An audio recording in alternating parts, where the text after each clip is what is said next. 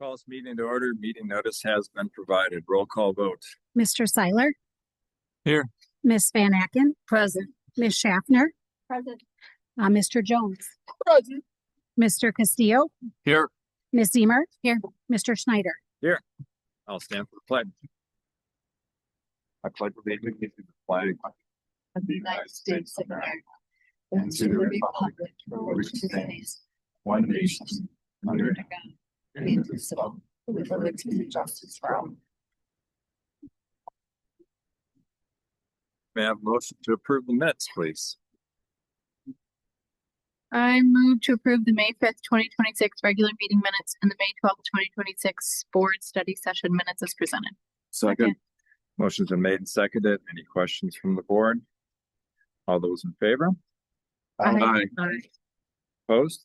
Motion carries. Any citizen comments? No. May I have a motion to approve the agenda, please? I move to approve the agenda as is. Second that. Motion's been made and seconded. Any questions or further discussion? All those in favor? Aye. Opposed? Motion carries. Board Student Representative Report, Hamilton High School. All right, good evening. It is my pleasure tonight to introduce some of our athletes at the high school. And we don't always have it with a video, but we have a really great video for you to watch that was made by some of our students in one of our classes called Sports and Motivational Literature.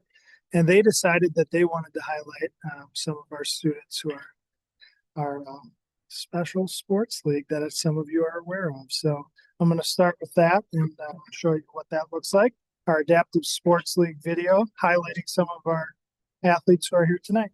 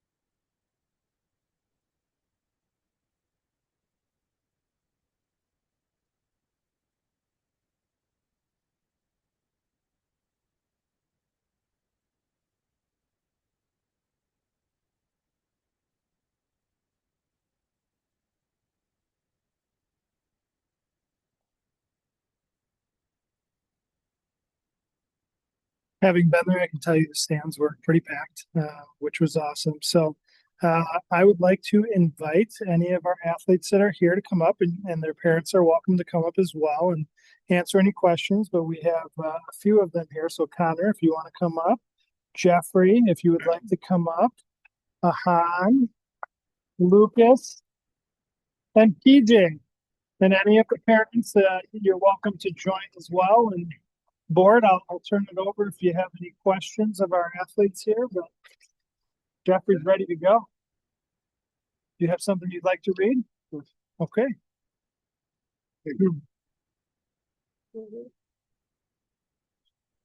Wait, I'm looking for. I like NSF because I can learn new sports and make friends. Winning is great, and I am proud of my visiting certificate. I'm having fun.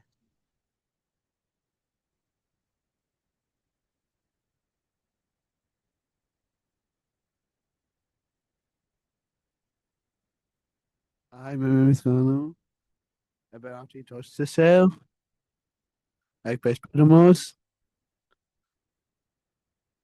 Because that I'm good at, trust that. I can not bad, and my attention to do me, and I also enjoy being the job to do.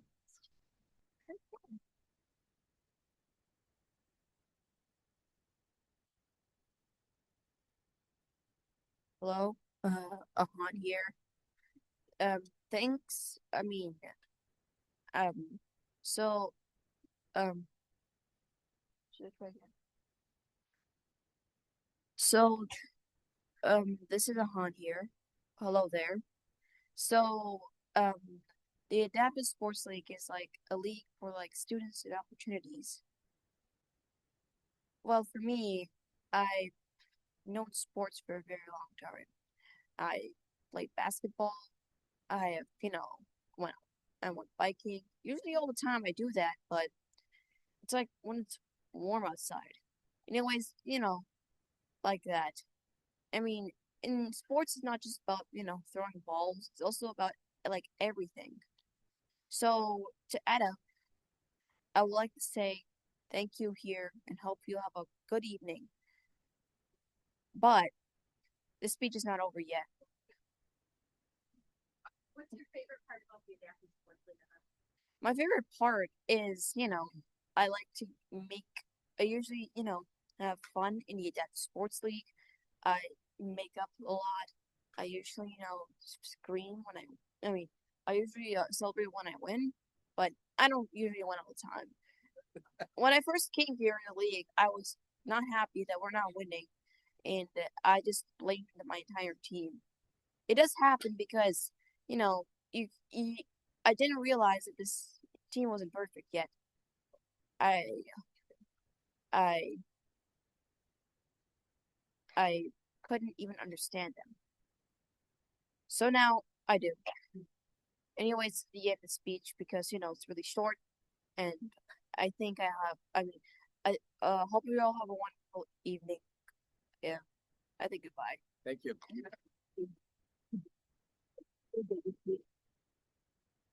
Yo. Is this all right? So the Adaptive Sports League helps me to make a lot of friends.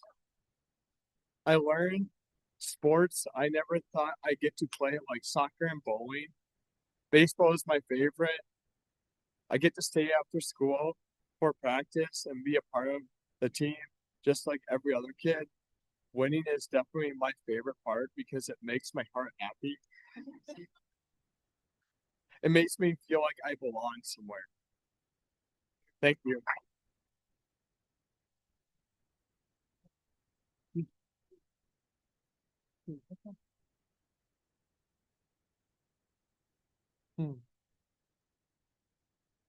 The favorite part was when it's everything, like when it's the World Series. Like the LA Dodgers.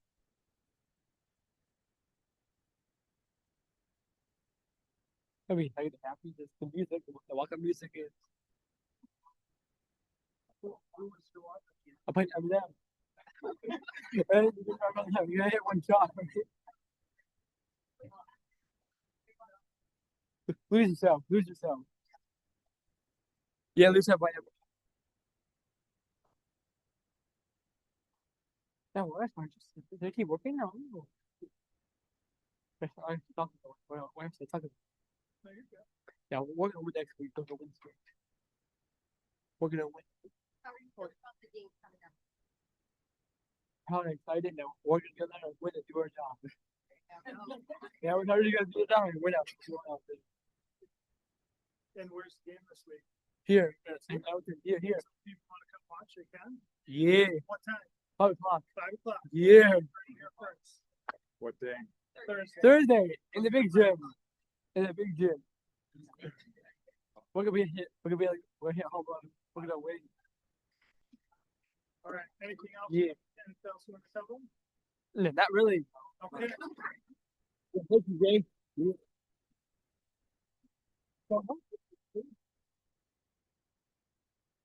I haven't been, I don't, it's like Lucas.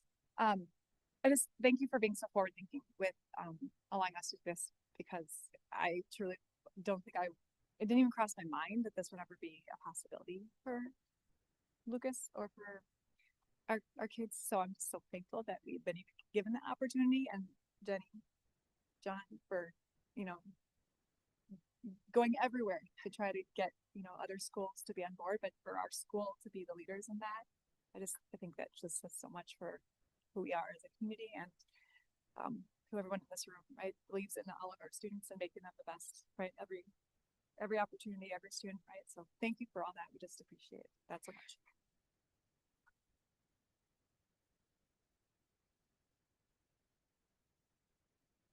Normally, I wouldn't else to say, but the person who really does deserve the most credit is somebody who hates to take credit. So John Peterson came. I remember he came and asked about this well over a year ago when I was in my first year. He said, "How do we make this happen?"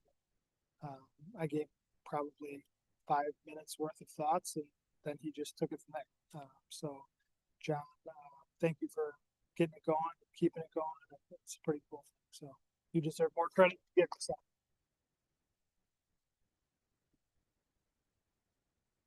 Okay, that is it for this fun. Thank you. Well done. Any questions from the board? No questions. Just a comment. I was able to go to the, sorry about this, can be a little hard. I did go to the soccer game last fall, and then I didn't make it to the baseball game 2 weeks ago. And it just, the environment is so cool. When I went to the soccer game, it was Saturday. I would have thought I was at a basketball game, a varsity Friday night game. It was packed, it was loud, and just the enthusiasm was tremendous. So just thank you, John Peterson, for bringing this to the board, and we were able to approve it, and look forward to watching more games, and let's get a win Thursday. Yeah. Yeah. My only question is where I thank you for starting the game on Thursday. Where would somebody find like the schedule of games or opportunities that people could come out and support if maybe they're not at high school?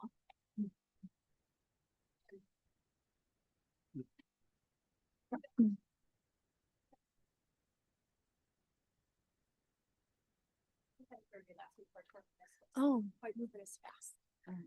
Hi, I'm Jenny Schultz. I'm Connor's mom. I worked with John to help start the league over a year ago. So super excited for your support and just thank you. We share actively on social media. Okay. One thing we're working on is getting all of our sports on our athletic website as well, because we are a typical varsity sports program. So we want to echo that and model that as closely as we can. So I think that's something we're looking to do for next year, that we could be on the Hamilton Athletic Booster website and the regular website. For right now, we use social media. The parents, as you saw, John, are very effective at getting the word out. But yeah, if you look on social media, we have a lot of different flyers and things going out.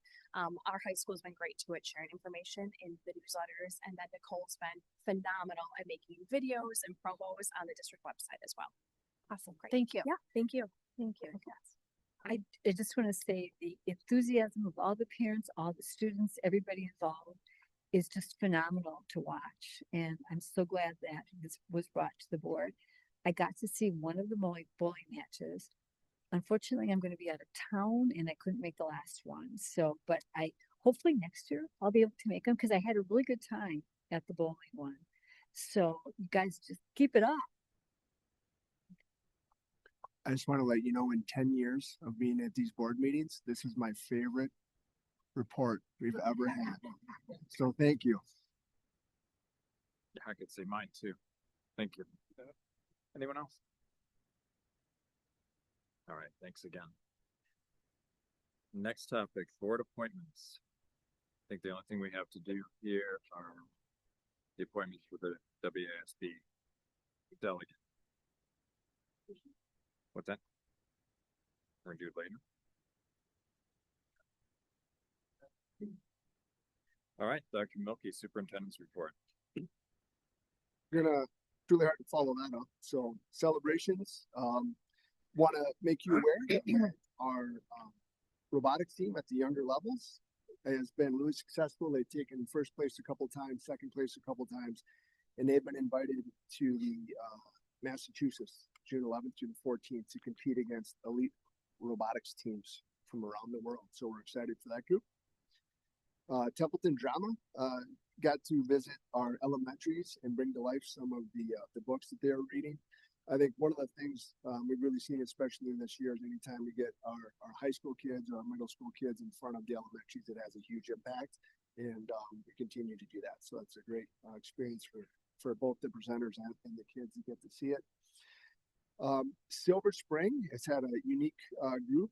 They're called Health Advocates, and they've been involved in anything from having kids try different things at lunch to just being more aware of nutrition. And because May was walking outside or walking month, they had guided tours that went out for that Health Advocate group. So it's been a really fun group. That's actually one of our art teachers in the back hanging on that tree, if you can see them. So just showing how much staff are behind these kids and some of the things that they're excited to do. Legislative updates. So we're going to go from celebrations to non-celebrations. So state, I've been here numerous times talking about the surplus update. The governor and the legislative leaders had a agreement. However, it did not pass the Senate. They rejected the vote. There's a small chance something could come back, but it's very likely that there's going to be no movement on this moving forward. It's unfortunate, but we'll see what happens. District updates. I just wanted to highlight strategic plan on development and share out some results with you tonight. So as a reminder, we had a couple of focus groups that went out for parents. We also did staff focus groups at all 8 of the buildings plus district office. There were 2 at the high school level. Board of Education got together and had a focus group. Then last week, admin team looked at all that information and kind of came up with some general takeaways. So right now we're drafting that piece.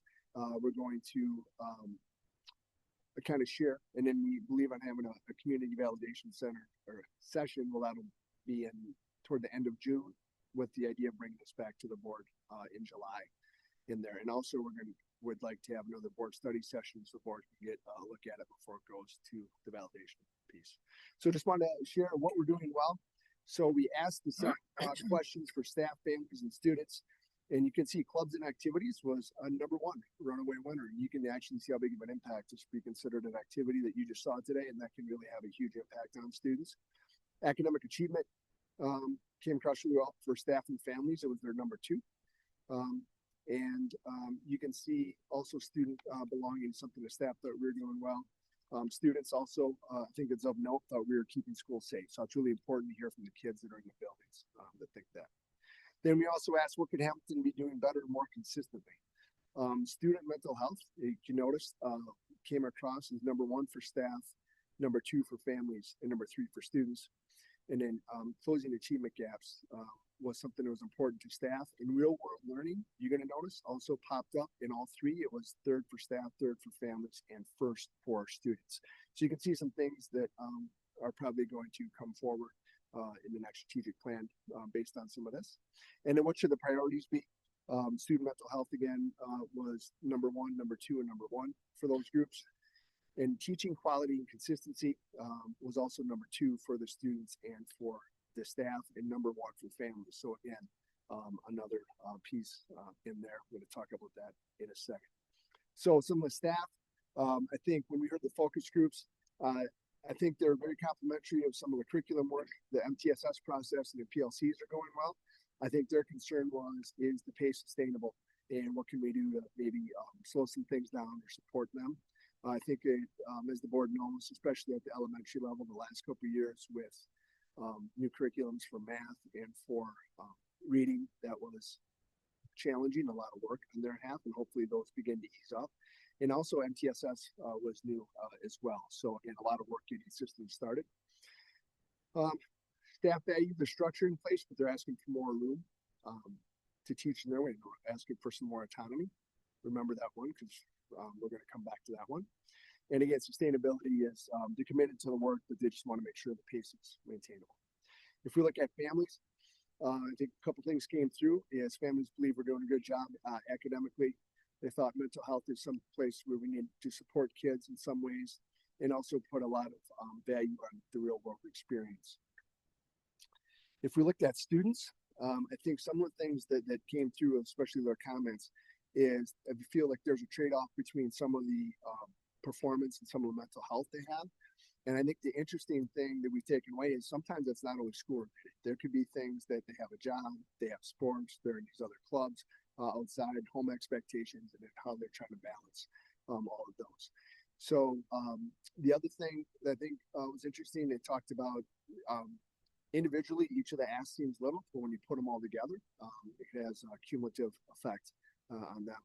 And then number three, while staff are asking for more autonomy, students are asking for more consistency in what they experience in the classroom. So that one, we're going to have to find a balance, as with everything, for this plan. And again, the students are asking for a balance for the achievement piece and the belonging piece. So I still think we need to keep the main thing, which is the academics. But how can we have high achievement, maybe with high support, and giving kids access to resources or making them aware, giving them skill to manage some of those expectations that they're feeling. So next steps, we're working on a share what we heard document.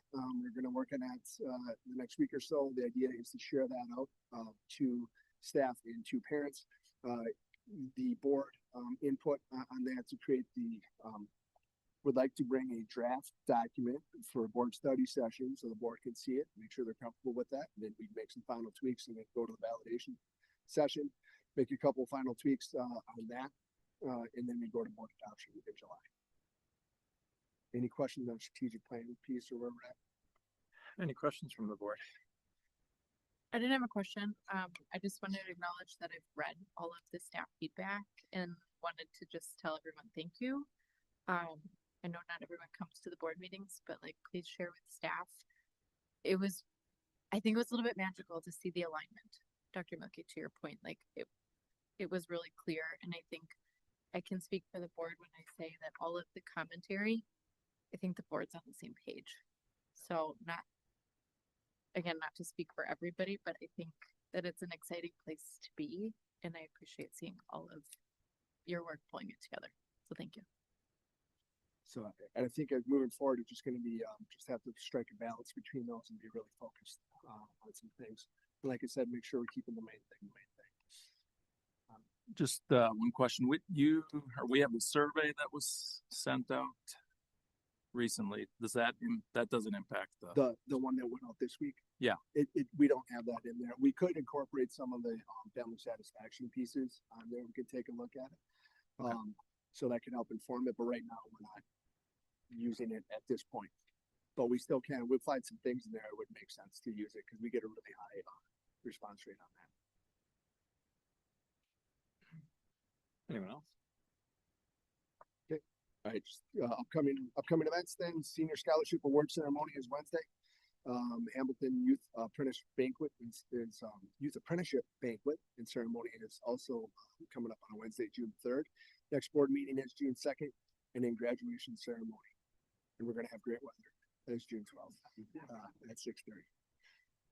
All right, that's all I have for you tonight. Any questions for Dr. Milky? I had one more thing to share. You had featured the nature walk, and I wanted to give a shout out to Ms. Shramka, who also started taking students to a nature walk during advisement if all of their students had all of their things done. So instead of sitting on Chromebook, she actively helped get the kids outdoors and moving. So loud public shout out to her. Sure she knows. Thank you. Thank you.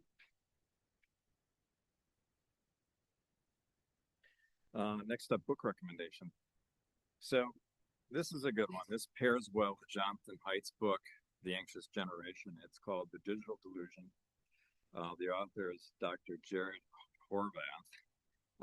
He was a teacher and then he got a PhD in neuroscience. And he looks at technology and asks, is it really helping students learn? And he goes through a number of examples and a lot of research. It's very worthwhile. Jonathan Haidt says it's not anti-tech, it's pro-learning. There's a lot of good stuff in here. It's worth reading. Could you repeat the name of that, please? It's called The Digital Delusion. Dr. Jared Cooney Horvath.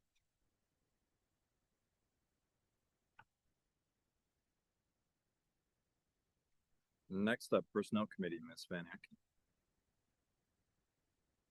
Yes, we met earlier and we're trying out our new routine here tonight. So if I could have a motion, please.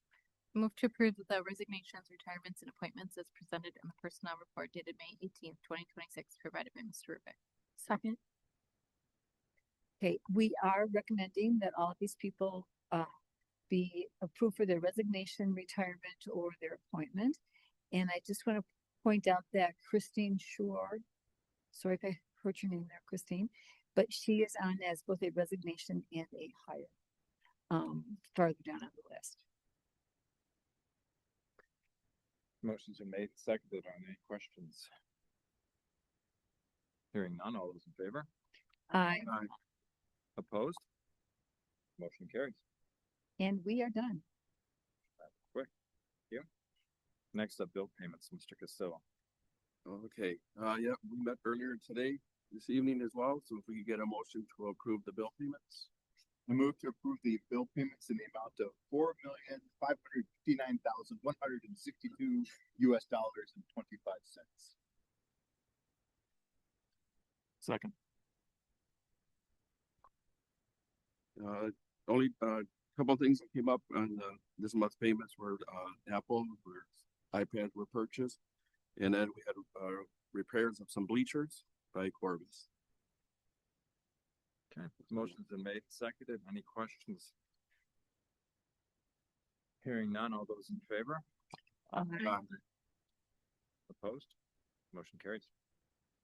Okay, next up, you get a motion to approve the user and participation fees. I move to approve the user and participation fees not changed from the 2025-2026 school year.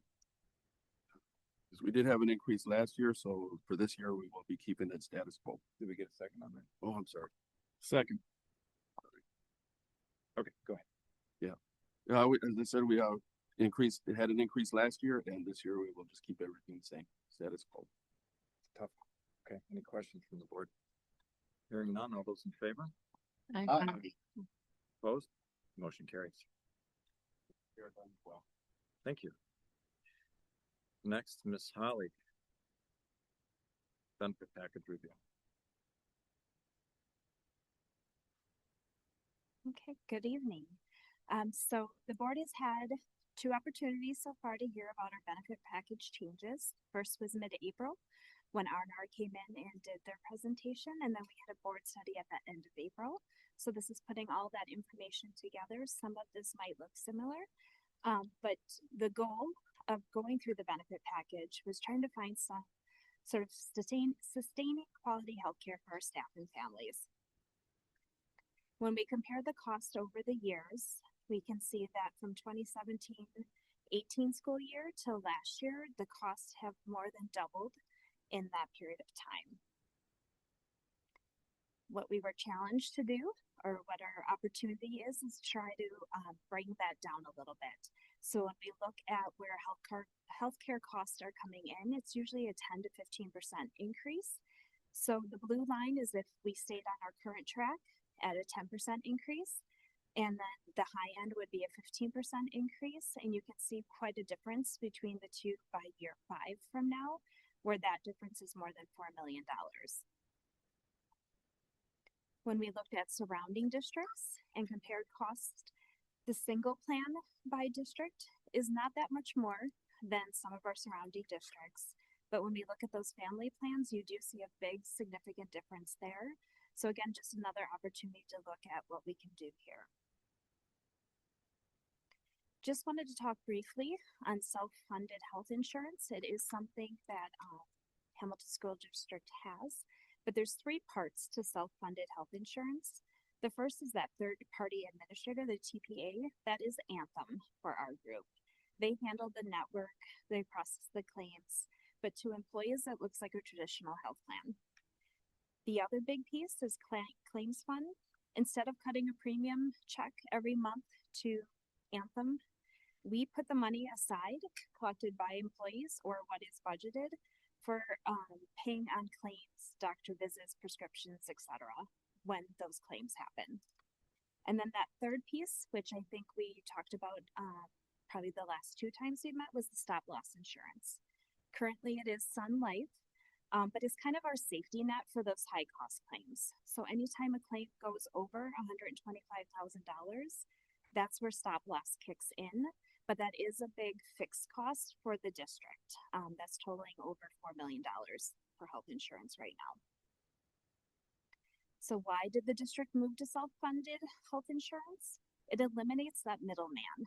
So what you call middleman profit actually equals expenses for the district with a traditional health plan. There is an opportunity if claims are low that we could see some interest or have easier cash flow, so we don't have to borrow. With a traditional health insurance plan, you pay for those premiums up front, but no matter what happens, the claims are covered, but then you could see a huge increase for the next year. So it's nice to have self-funded because money stays with the district until the claim is needed. And then there is a little bit more transparency with a self-funded plan versus a traditional plan. We can see where employees are moving or using their insurance. That is a report that we get on a monthly basis from our broker. And then we can try to implement wellness programs that best suit employees. So if we see a rise in a certain area, we can try to do something with our wellness program that I know John and Kira are working really hard to develop for next year. And then we can also partner with R&R to help staff make informed decisions.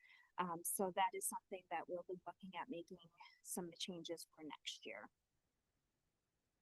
So self-funded insurance, the difference with the traditional is that claims can fluctuate from month to month. You can have a great month and claims look low, and then the next month we're over 100%. So that is something, again, that we have to monitor each month. We need to establish a health insurance reserve fund for those high and low months. We do have some money set aside in our fund balance, but it would be nice to kind of build up a reserve fund because when those high cost claims come in, if we don't have the money budgeted, then we would have to go to fund balance. But ultimately, with self-funded health insurance, it is the district's responsibility to manage the plan design, the deductibles, and premium share to make sure it's sustainable from year to year. So when we look at some of those recommendations that R&R did make, one of them was modifying the plan design itself with Anthem. So our current deductible is $250 for single, $500 for family. They propose that we double that. So move that from $250 to $500 and $500 to $1,000. And then the same for the out-of-pocket max adjustments. They also propose 3 pharmacy strategies. Anthem currently uses Carelon, and those 3 programs within the system wouldn't have a big impact other than that last one. So the first one is that cost relief program. It's a specialty drug savings program. The RX Care Nexus program is case management or care management that employees can work with a pharmacist. But the biosimilars is the biggest change. It would promote a lower cost product that is a biosimilar or similar recipe, if for lack of a better word. But for the 2 specialty drugs that would be impacted, it would be Humira and Stelara. This program, the MSK program, is virtual PT. It's 100% voluntary, but it can have a cost savings to avoid surgeries or other less invasive options. And then we are also looking at direct contract with Orthopedic Associates of Wisconsin. They do have several locations, but there would be a wide range of potential cost savings here. It works outside of Anthem, so anybody who went to OAW would not actually run through our insurance. It would be more of a cash price that we would receive directly from them and pay that invoice separately. So they would just bill us as employees use the program, and then we can offer it to little or no cost to employees. We're also proposing a dental plan change. Currently, the district does have 2 plans. We're proposing to move to 1 plan for all employees. The current plan, we have one that's a 1,000 max and one that's a 2,000. So we decided to meet in the middle and make that a 15 max annual contribution and then a 1,500 ortho. The plan would actually have some enhancements, which would include Checkup Plus, which means that employees can go to their monthly checkup and it would not count against their maximum. We did also add sealants for dependents up to age 14, but then we did reduce the ortho coverage to 19 years of age. R&R did recommend some of these changes and said this is more in line with what other programs are offering. When we talk about that premium contribution, this is the employee share. The original proposal from R&R, I think in mid-April, was that we increase that by 1 or 2%. Currently, depending on which plan you're on, the narrow is a 3% contribution by employees. The wide is a 7.71. I did try finding out where that historical percent came from, even going back to our previous broker, and they thought maybe it was a contract negotiation many years ago and it just hadn't changed. But as we were looking at this internally, looking at a 1 or 2% increase really did have a bigger impact on some employees when you look at what salary increases were projected to be this year. So we are recommending a 0.5% increase be considered at this time. So the 2 green columns is what it currently is. The first column for total monthly premium is that 15% increase from our total cost or total monthly premium. Then we do have the new employee monthly premium and then what the district contribution is. And then in the purple is just so that you could see at a glance what that impact is by employee per month. So why are we looking at all of this? When health costs rise, a self-funded district has several options. We can absorb a percent of the cost of the increase, which can impact other programs. So that can impact staffing. It can impact salary increases, curriculum purchases, buildings and grounds, etc. We can adjust the plan design, which we're also looking at doing, and then adjust the premium contribution, which is the employee share. By making these adjustments, we are trying to basically bend the cost curve downward. We can't probably prevent the complete up curve, but we are trying to at least slow it or level it out. Are there any questions? Thank you.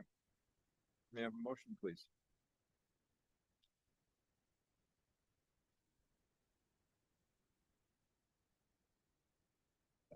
Anyone?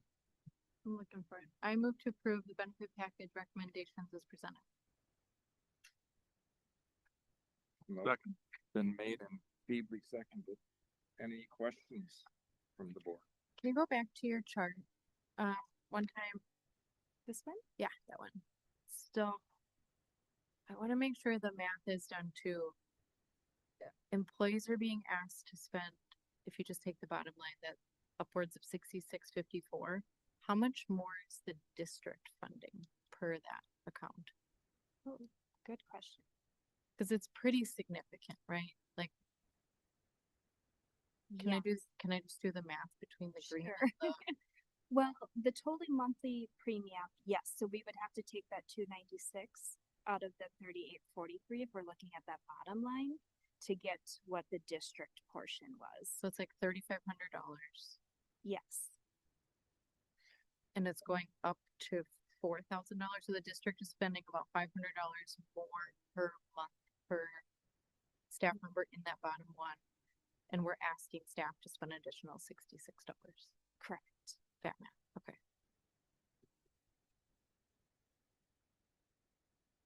Anyone else?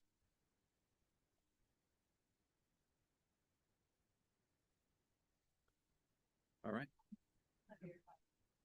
Sorry, the numbers we see up there right now are the numbers that include all of the changes you just talked about tonight. Correct. Okay.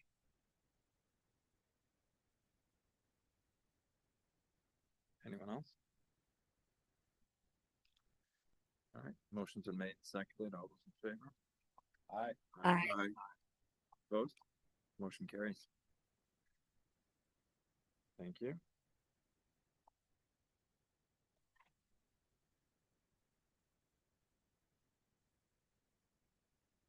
Next. Alternative Education Program. Mr. Peterson. Good evening. We're just here to provide an update on our alternative ed program, which is called our CHARGE program. CHARGE was an acronym developed by our teachers, Mr. Renee and Ms. Tynes. It stands for Creating Habits Around Resilience, Growth, and Empowerment. And it's just rooted in our foundational belief that we believe all students can learn, and we believe all students will learn because of what we do. For those who aren't familiar with our CHARGE program, it's for juniors and seniors here at Hamilton High School who have a credit deficiency greater than 4 credits and really would have no chance of graduating on time with their peers. To get into the program, they have to complete an application, and then they complete the interview process in which at least one parent or guardian attends. So both the parents and the students are very well aware of what the expectations are and are on the same page.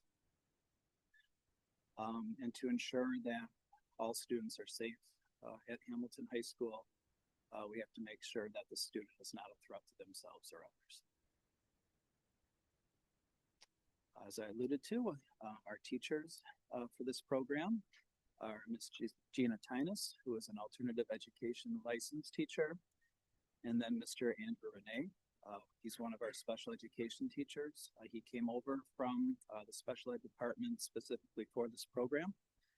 He does work with the 4 students with disabilities in the program, but he also works with students who are alternatively placed off-site in some of our alternative partners as well. And then we have a total of 12 seats. Again, 8 are identified for or set aside for students without disabilities and 4 for students with disabilities. The biggest change that we've had this year is within the schedule. So in previous years, the schedule for our morning program ran from 8 to noon. And then students had the ability to stay here for lunch and then have a little bit of study session and then have the opportunity to take a fourth block class. I think that worked out great for the students. One of the struggles we had for Mr. Renee and Ms. Tynes was getting them a prep. So we switched up the schedule and we have first block is their prep. So no students are here. And then the students start the day at 8:50. I think developmentally wise, I think that's been a big hit in terms of making sure that we're having students get here. Students still have the ability at the end of the day at 12:50 to take a fourth block class if they want.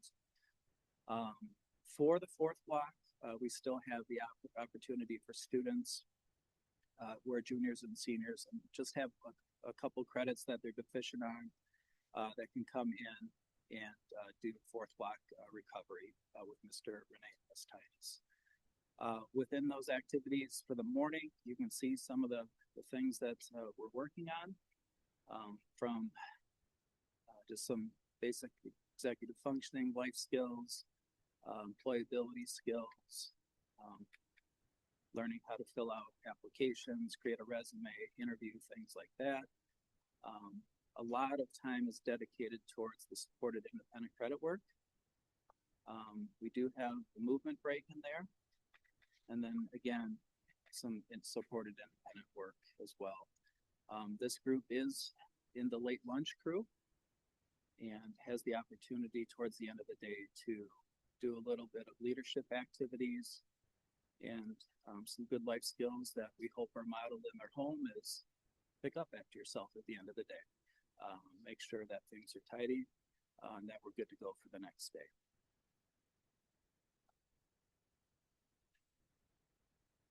A couple outings this year that Mr. Renee and Ms. Tynes took the students on. Discovery World, just in downtown Milwaukee.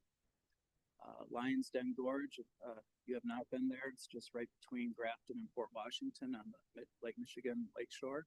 Beautiful hikes. And have the ability to go right down to the beach area and then over to Village Bowl as well for some team building and just good exercise. Continued team building leadership.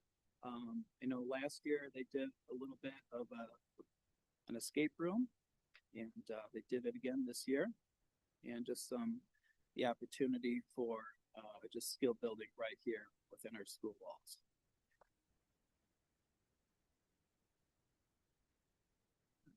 Still me?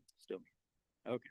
And then the students did have the opportunity to attend the construction and career fair at American Family Field. We have a couple of our students pictured here, just learning about options available to them.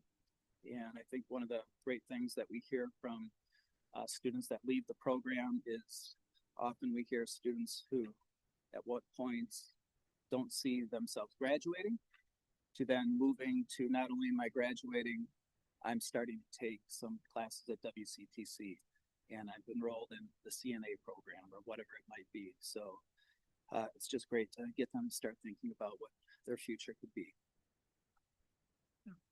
All right. All right, so I have to say, being in multiple high schools before, this is probably one of the huge benefits that we have at Hamilton High School is having a program like Charge. As John was just talking about, you know, sometimes the learning curve is different for students. And sometimes they dig a hole, and if you don't have a program like this, you can dig a hole so far that basically your only option is to drop out. And this gives kids an option to actually pursue a diploma. And not only do that, but do it here in the building. And you heard Dr. Milky talk about some of the survey results, and belonging is a key theme that our kids will talk about frequently, and parents too, because they see it in their kids. This keeps the kids in the building. And I'll go back to slide here with the daily schedule. This came from feedback from kids and from Ms. Tynes and Mr. Renee. They said our other schedule, it was kind of working for some things, but not for others. And some of the highlights of this, yeah, I mean, they have a prep period now, which every teacher deserves to have. But some highlights for students. prior to doing this change, a lot of the students in the charge program ate lunch in the charge classroom. They didn't go out and eat lunch in the lunchroom with their peers. Now they do. In fact, Miss Tynes and Mr. Renee said, sorry guys, we need another break. Can you guys go? And that's huge because again, they feel like they're part of the school community, not like they were exiled to a program because they got behind on their credits. And that's been huge. But the other piece of it is, and on the very bottom there it says, if a student has to take the bus, they're going to be put into a first block class, which they can do now because charge doesn't even start until second block. And then fourth block, they're going to be put into a class or into the credit recovery program, which is also run in the classroom. So just massive benefits all around, which gives them not only that belonging, but access to these type of elective credits that you wouldn't otherwise get if you were just going through a program just to get the credits, like a GED or something. They actually get to take classes of things that they're interested in. And then they've also started doing some fundraising. They're selling candy bars, and, getting a little experience with the entrepreneurship and things like that. And Ms. Tynes and Mr. Renee are really putting that on the students to do, which has been awesome. But they do have futures just like everyone else. So a number of kids, you're going to see in the testimonial here, end up going on to tech schools and end up going on to military. Some of them end up still going to college, which they probably would have never thought at some point in the not so distant past when they were going through a tough time. So this gives our kids the opportunity to not only get that diploma, but pursue things that at one point they probably thought was not attainable, which is pretty cool. So the number of students that we're able to serve varies each year, but this year you can have 12 students at any given time in the charge program. We've had 22 juniors and seniors served, so we were able to start with 12 and get another 10 going, which means those other 10 made it through the program, so that's awesome. Number of students in credit recovery, fourth block, those are students that are not in charge, but are students who are trying to avoid going into charge so that they can catch up on some credits quicker. So 14 students have utilized that option. Attendance rate is down a little bit, but not significantly. And if you knew some of the attendance rates of the students who are struggling coming in, that's actually a really impressive number. And another thing that I really love about the program is that sometimes I think people associate alternative programs with low standards. This could not be further from the truth.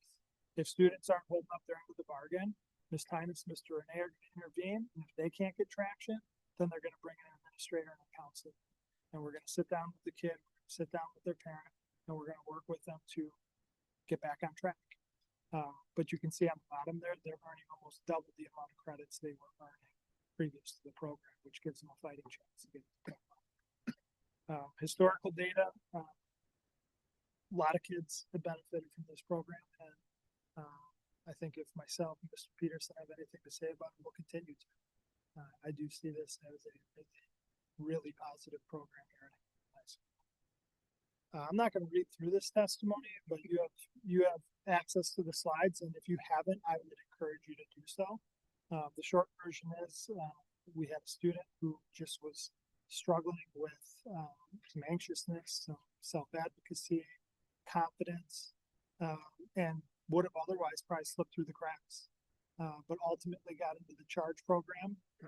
Didn't probably see themselves as a charge student initially, but it absolutely turned things around. Not only did they graduate, but they graduated early.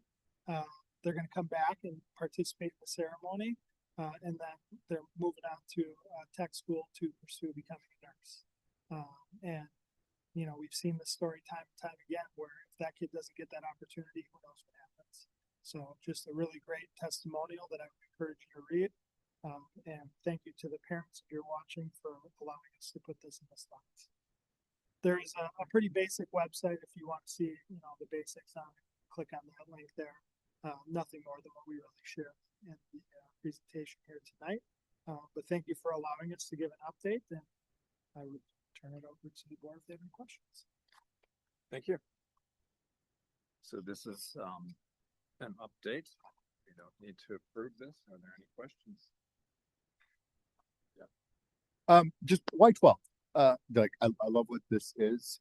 It's an interesting number, I get the ratio of 8 to 4. Why 12? I think when we initially were looking, at this, putting this program together and doing some research back in the 21-22 school year, just looking at some of the area programs in terms of how many students and what the balance would be between the general ed versus special ed. It typically ranged anywhere between 8 and 12 students from what we saw. And we thought with 2 teachers, we felt like we could accommodate 12 pretty easily.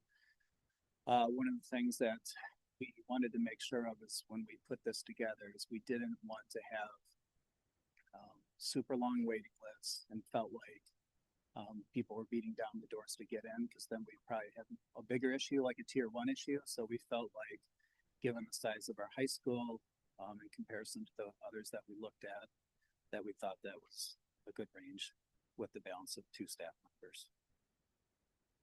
Is it still a good range? I'm say one more time. Is it still a good range? Are you comfortable with that number? Yeah, I feel like, you definitely jump into, I would say that there is a little bit of a waiting list, but nothing, too long where we feel like people are like, when can I get in? What's going on? And I don't feel like our staff are overwhelmed. And I feel like with the data that you showed up there, that, serving, between, in the low 20s, upper teens for that program seems like a good fit, at least in my opinion. No, I would agree with that. If we would have a huge waiting list, we would have to think about maybe upping that number to get kids into the program to access it, but we don't. It is a smaller, pupil to teacher ratio, but they're also getting the one-on-one support that they need in a way that doesn't work in the traditional classroom. I will also say that they get cold feet towards the end and realize they don't maybe want to leave the comfort of high school.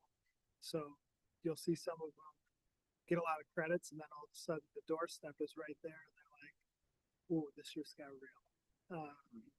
And then they hang around a little longer, which is okay to a point. But Ms. Tynes and Mr. Renee are really good about kind of drawing the line in the sand if it becomes problematic and it's time to just move. So since it sounds like you can rotate through, how many people come back again? Is it 0? So if you're out, does have any students come back through again, or once they're out, they're graduate, if you will, from the charge program, or do they come back through again because they've not successfully taken the skills forward and they had I don't know the right word, but relapse. That's not the right word, but they've suffered and have to come back in the program. Yeah, the students, the program is designed so when they were to exit the charge program that they have achieved their high school diploma and then take the next step. So it would be kind of interesting. I wish we kind of do this with all students in the state. For some reason, we only do this with students with disabilities, but not all students, which to me doesn't make any sense, is do a post-secondary survey of kind of where you are. And it's great for students with disabilities to know what they're up to and kind of if they're in a post-secondary institution, if they're employed, if they're living on their own. Those are all great questions. I just wish we do it for our entire student population. But I don't know if we know the answer in terms of how they're doing once they leave us. So I wish we did. Yeah, and to kind of elaborate on that, in terms of a student who might like go on to charge, go back into the regular classroom, doesn't happen because we also are very selective about who gets in. The application process and everything is really locked in. So before they even get to that point, there's conversations with counselors, parents. And it is a last resort because we don't want to exhaust it. I will tell you, some people want to be kind of quick saying, let's put it in here. Even some have had conversations, do we put them in as early as freshman or sophomore year? And my answer is always, I don't think we've exhausted all of our options at that. So no one has actually, to my knowledge, ever jumped back in just because of I have a question. You said that they have to fill out an application to get in. How are the students made aware of the fact that they are a candidate for this, that they should even think about filling an application in? Their counselors really are the drivers of that. Okay. So, we meet weekly, admin and student services, and we every week talk about students of concern. So whether or not they have 504, IEP, or no form of support, if they are starting to look like they're falling back on credits, then the conversation starts. And then from there, it's a monitoring process. And if it gets to the point where we really need to discuss filling out the application, then move forward. Okay, thank you. Has this program looked at all at like work opportunities? And I say that because I know that other programs do. I know Marquee has doing great things with companies, and you just mentioned the cold feet. So I'm just wondering if that's been an exploration at all. We didn't put it in the slides, but it's actually a requirement that all students in the charge program have a job and get their work experience credit. That has been interesting for some kids in the last year or so, because some of them were struggling to keep a job, and had a lot of conversations with Ms. Tinus and Mr. Renee about, okay, we have a student who maybe hasn't had a job for 6 weeks. Does that mean they lose their seat? And I said, well, is that really the model we want to create? So then we talked about coaching them and literally sitting down, filling out applications and finding out why they're not getting a job. And since those conversations, it has been a non-issue. So yeah, it's a nice add to the program. I think we found that most of our students actually do quite well in jobs, and it's very motivating to get praise from adults and then to get money on top of it. If you talk to them, yeah. But when you do find success at something, it does feed more success. So absolutely. All right. Anyone else? Thank you. Thank you. Thanks. Next up, social emotional wellness board update.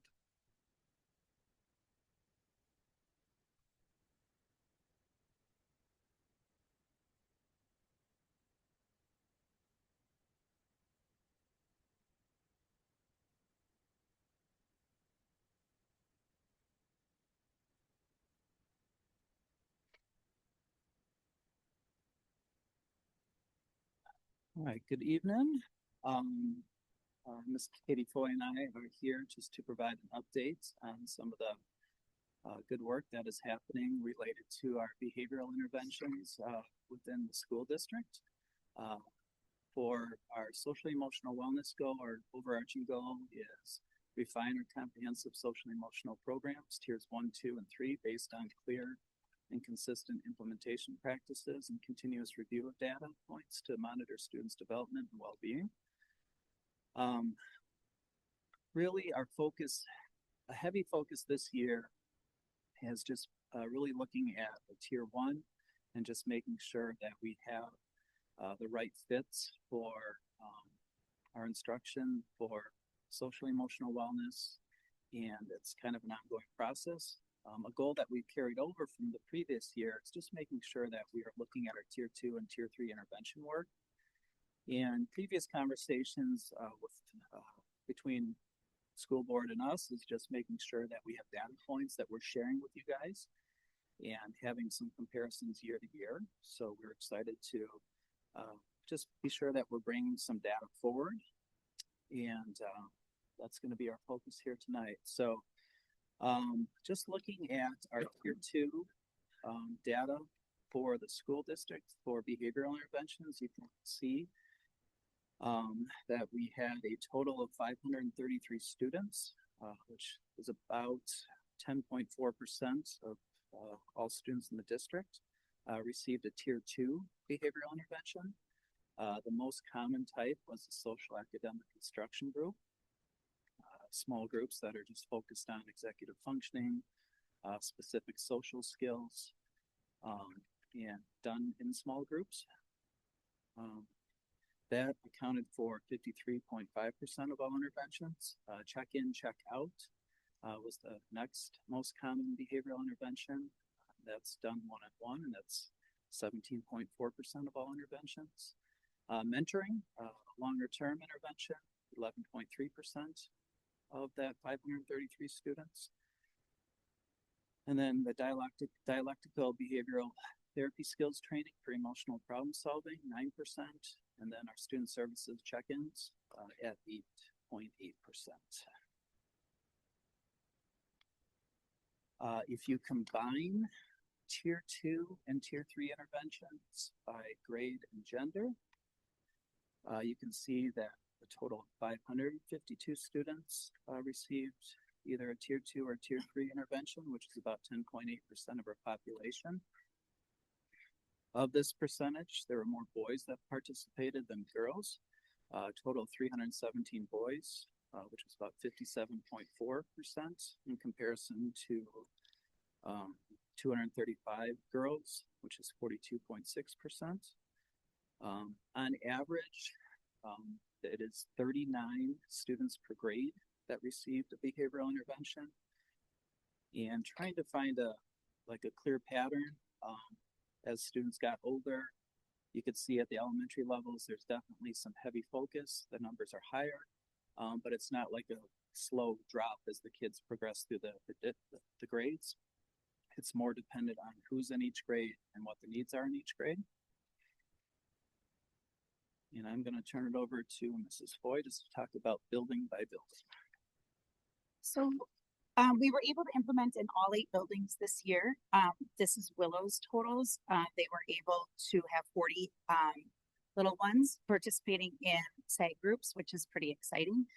That's a very appropriate intervention for them. And I think the SAG groups allow themselves to have those little guys work together. They have a lot of the same needs and sort of learn how to do school together. So Willow's got about 40 kids that participated this year.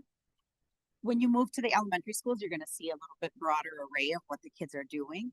There's a little bit of everything, and you can kind of see throughout the grades, again, not a real clear pattern to a certain grade or a level. I think, again, it depends on the kids that are in each of those groups. And then also, I think there is a little bit, I've been kind of looking at the numbers a little bit and looking at some of those transition grades and seeing, are we seeing some of those needed a little more if they're on year 1 in a building? The first year at Silver Spring, the first year at Templeton, the first year at Hamilton. What does that look like for our kids as they sort of, adjust to a new set of, expectations and an increased level of independence as they go through the system? So Woodside had 55. Maple, again, sort of the same stretch across, about 66 students this year that we were able to serve over a variety of those interventions. Lannon had 71. Again, same thing pattern. I'm not seeing a clear pattern, but I am kind of watching those transfer points into different buildings. Marcy had 89, so that might be our grand prize winner this year. Marcy had quite a few. Looking at the Marcy staff, you guys were busy. So they obviously put quite a few in, a lot of SAG groups there, which is a nice piece too. Silver Spring had 66.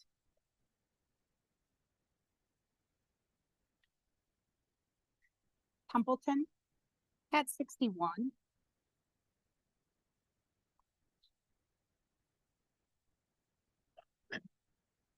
And then Hamilton, sorry, did we miss more of that?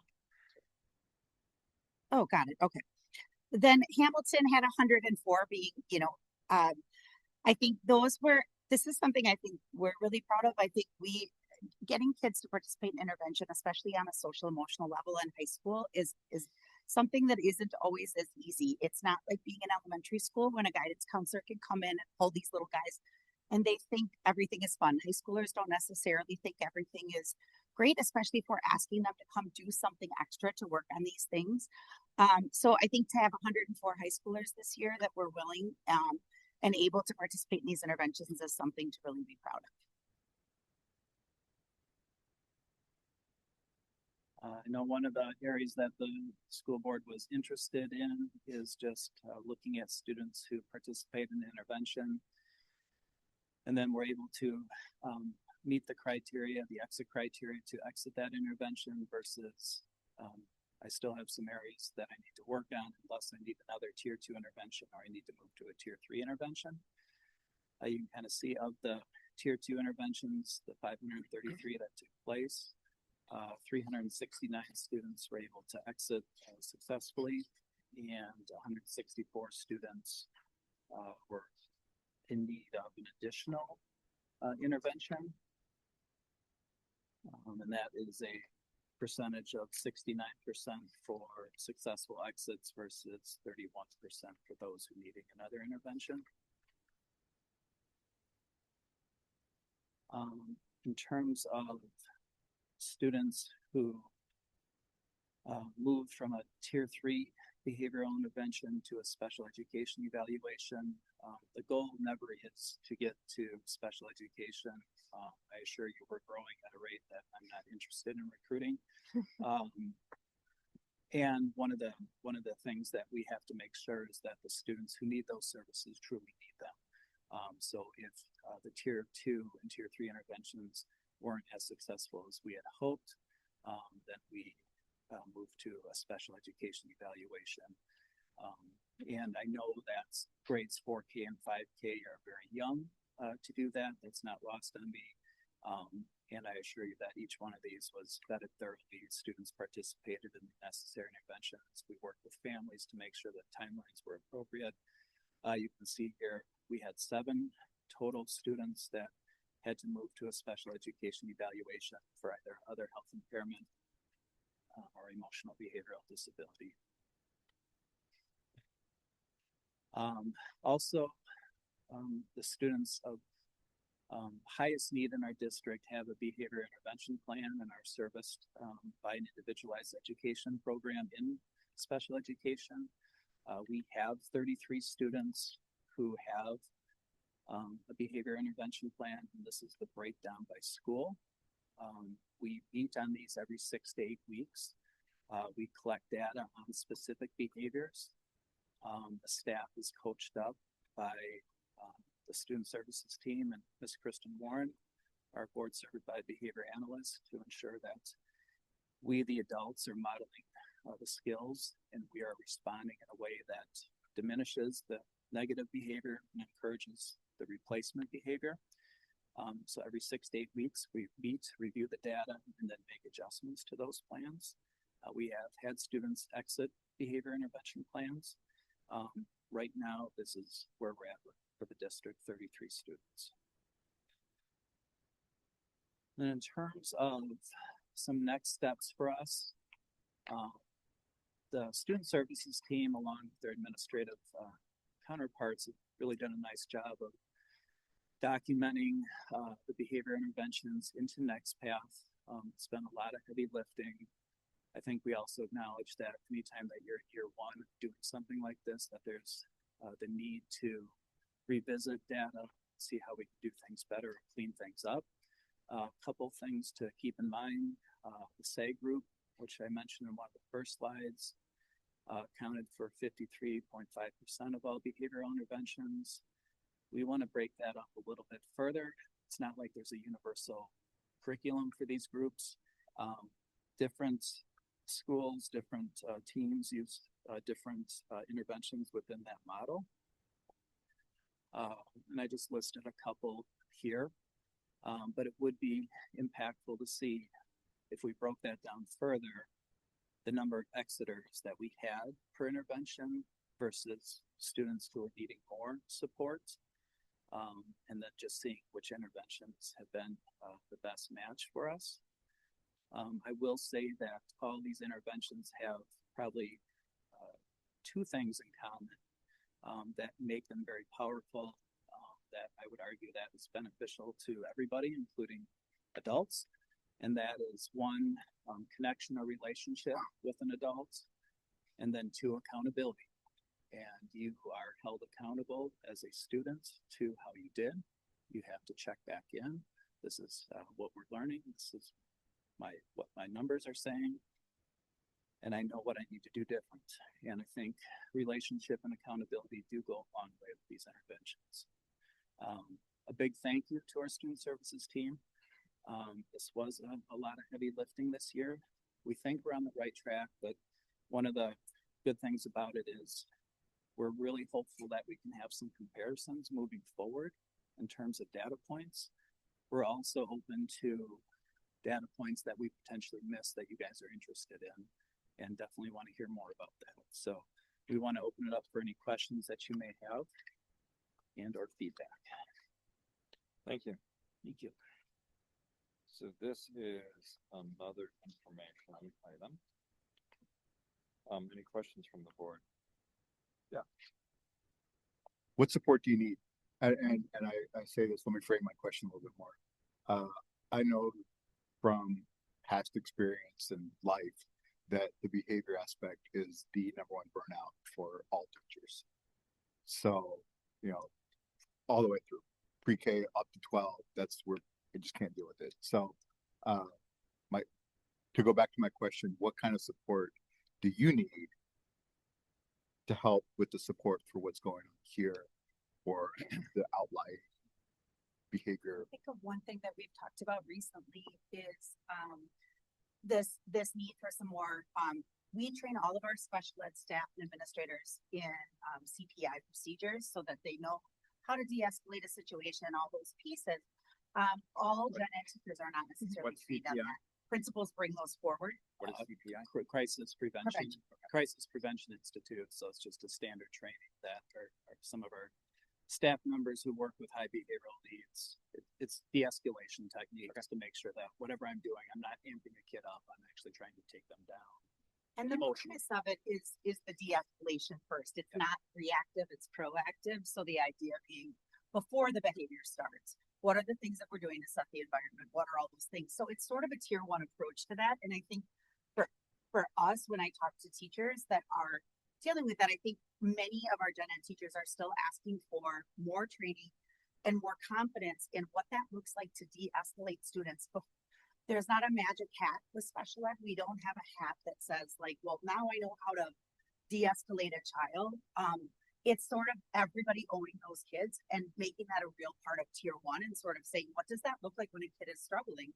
And how can we all contribute to that de-escalation? Because the burnout comes from the same 5 people de-escalating every kid every day, right? The burnout is about that repetition. But if we build the skill set of everyone around us, and we're not talking about our most extreme necessarily, but for the day-to-day behaviors, the more we can teach people to be proactive with that, the better. So I do think that is something we've talked a lot more about, is having extending our de-escalation training to some other groups that are. I would actually go on the other end of it, and probably the students that you may receive phone calls on, or students that Dr. Milky and myself and others have conversations with the building principals are these 33 students up here, and they have every right to be here. They're great students from great families. They're struggling. When we hit a point where a student is significantly unsafe and we recognize there's mental health issues involved in here, and then we have our community-based partners saying they're too dangerous for us to take to inpatient, but you public school, you get to take them. There's a little bit of frustration there that still is kind of eating away at me. And we're going to keep working, you know. We don't get to do that. We don't get to say, no, we don't, get to take you. So I just, any level of grace is appreciated. We're doing our best. And when there's danger elements or safety issues, then we start looking at other options for the students. But definitely some patience and grace in that process. And like Katie said, continued training is always appreciated. So while you're on the slide, yes, sir. How do the BIP students, do these overlap with the other behavioral interventions, or is this a completely separate group? It's a completely separate group. I have them completely separated out. These are students that are already identified as having special education services and have an individualized education program. So these are our highest needs students in the district. And you can see that every school has at least one. So. And we do remove them once, if we can get a period of time where they have come away from it. We have kids come off the plans And then we have some that, like, I think we had one in the last week or two that had to go back on after being off for a period of time. So behavior doesn't go in a straight line. Behavior goes like this, right? And so we help kids learn that way by coming in and out of that.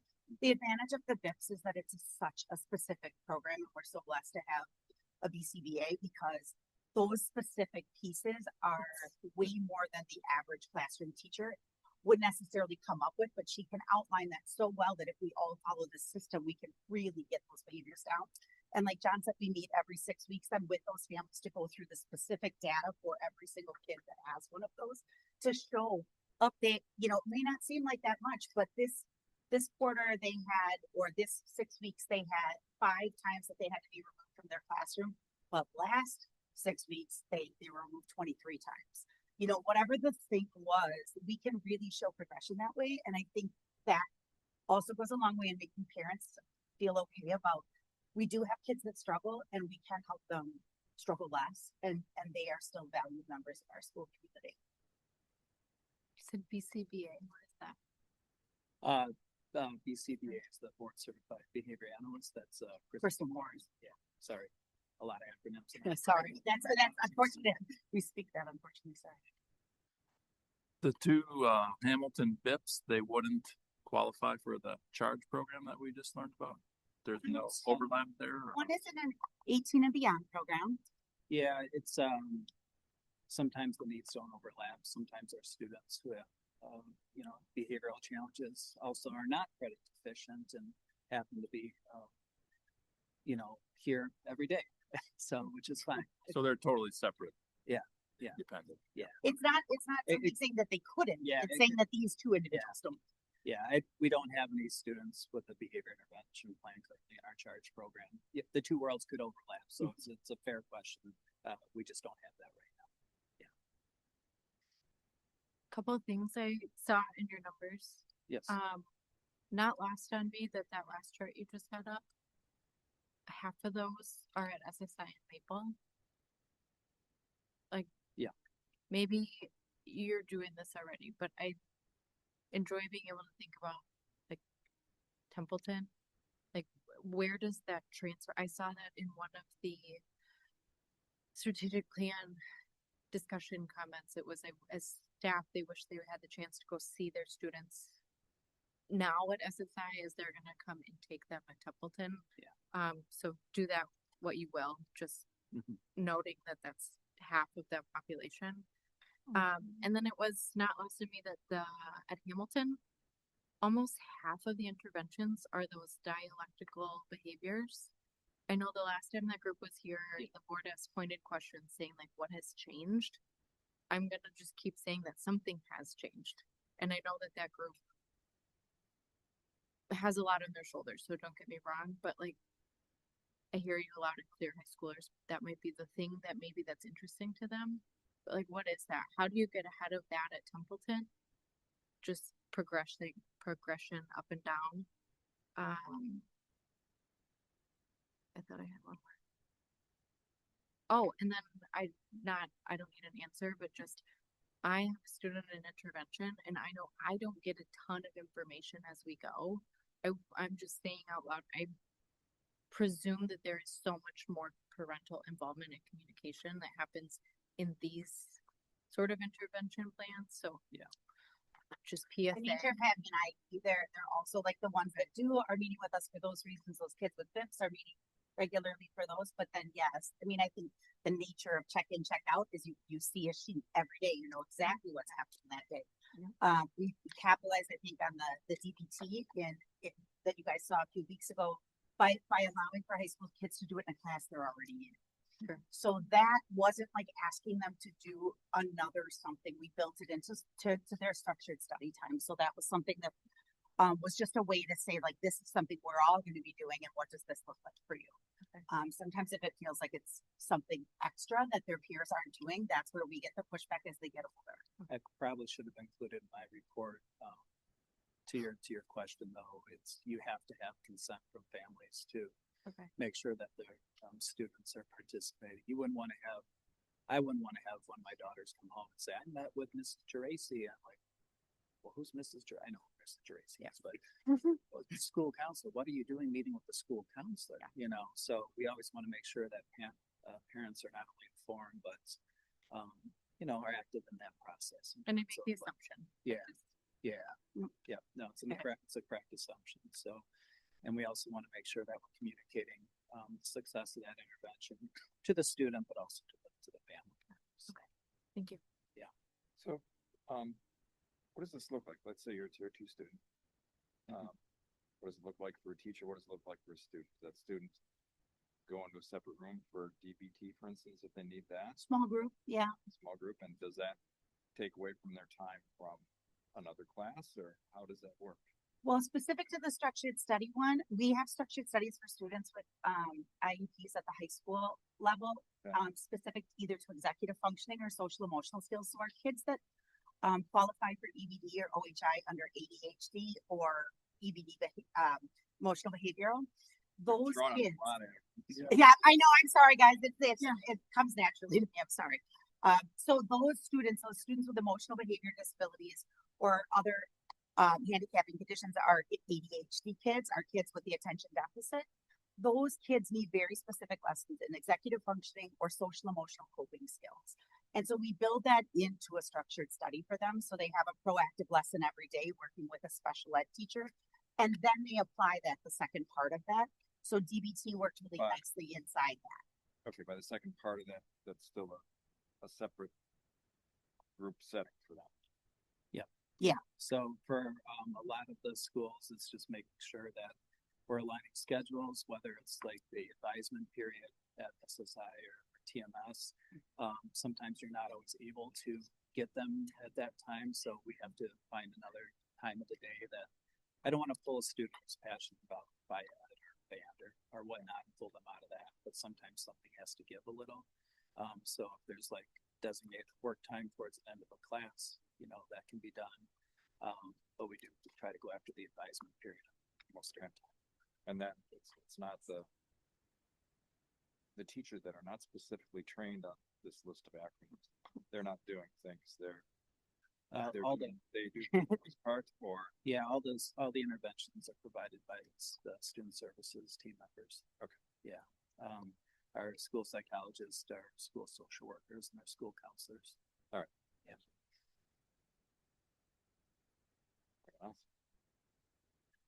All right. Thank you. Next topic is Care Solace. It's another update.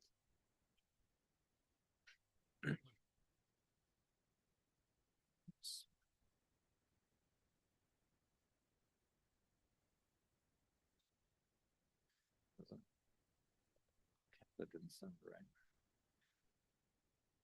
All right. In your board packet is just an update regarding Care Solace, and I just want to give a little bit of fair warning. I just took a peek this morning just to see if the numbers were the same, and I just made a couple updates. I'll make a note of it in the slides. But if you're not familiar with Care Solace, it's a third-party provider that we contract with to have families locate community-based mental health resources, and for some families, addiction resources for their students. The idea is we're making sure that families are aware of what options they have available to them when they're looking for a community-based counselor based on their preferences that they identify, as well as the level of insurance coverage that their family has. Our school district has a specific Care Solace Hamilton website login that's just for our families. And we have it posted on each one of our school pages as well as the student services page. For us, we work with families to make something called a warm handoff, where we reach out to families, and typically it's a student services team member or an administrator that's been working closely with the family just to talk a little bit about some of the challenges that they're navigating. The family can do this on their own as well, and we can stay completely out of it. But once we make that warm handoff, which includes the students identifying information and how to get a hold of the parent, Then Carosalis does the rest. They reach out to the parent and just gets more information from them. They want to know a little bit about the family's preferences for a provider and just the level of insurance that they have. Carosalis then matches all the potential options for that family within a set radius of what the family deems doable for them. Carosalis also can help the family book their first appointments for that community-based care provider. We've talked about this in years past. We are in year 4 of our partnership with Carosalis. We continue to do a 1-year contract. You can kind of see with our first year in 2022-23 that the number of warm handoffs that were completed was 147. It dropped to 92, and I'm hoping it now has stabilized in the high 50s. I recognize in your board packet probably says 53. Again, I just checked this morning, and we had 6 additional warm handoffs since that time. The total appointments booked into care this year is up from last year. It's 34 in your board packet. It says 32. Again, within the last week, 2 appointments have been booked into care. And the anonymous searches where families can search on their own just regarding information. They don't have to use Carosalis to locate a community-based counselor, but I see that 74 anonymous searches has taken place. The stats for this year, you can just see that it's more about need and not always about student population. So high school, 12 families, students that we're working with, Templeton 13, Silver Spring 15, Landon 2, Maple 5, Marcy 10, Woodside 1, and Willow 1. And similar to previous years, the top 2 continues to be the top 2 reasons for referral continue to be anxiety and depression. I wish suicide was not on this list, but it has moved up. So I'm grateful that families have the ability to access this. And you can see some of the other reasons for referrals on here. Similar to previous years, I think you've heard me say that our belief in Carosalis is that it's not a one-size-fits-all. It's not us dictating to families what we think they should have by bringing in just one community-based agency. It's more the families saying this is what we want for our son or daughter. It empowers families to let them be aware of what options are available for their son or daughter within the community based on their preferences and their insurance coverage. And this service has, in that process of empowering families, has also reduced the amount of wait time that the family has to wait to access the services from a community-based counselor. I reached out and just indicated to our principals that I was, giving an update and then seeking approval. And it was good timing because I had a principal at one of our schools just indicates that they wanted to pass this on to me from a parent. I'm not going to read the whole thing. And the family chose to be anonymous.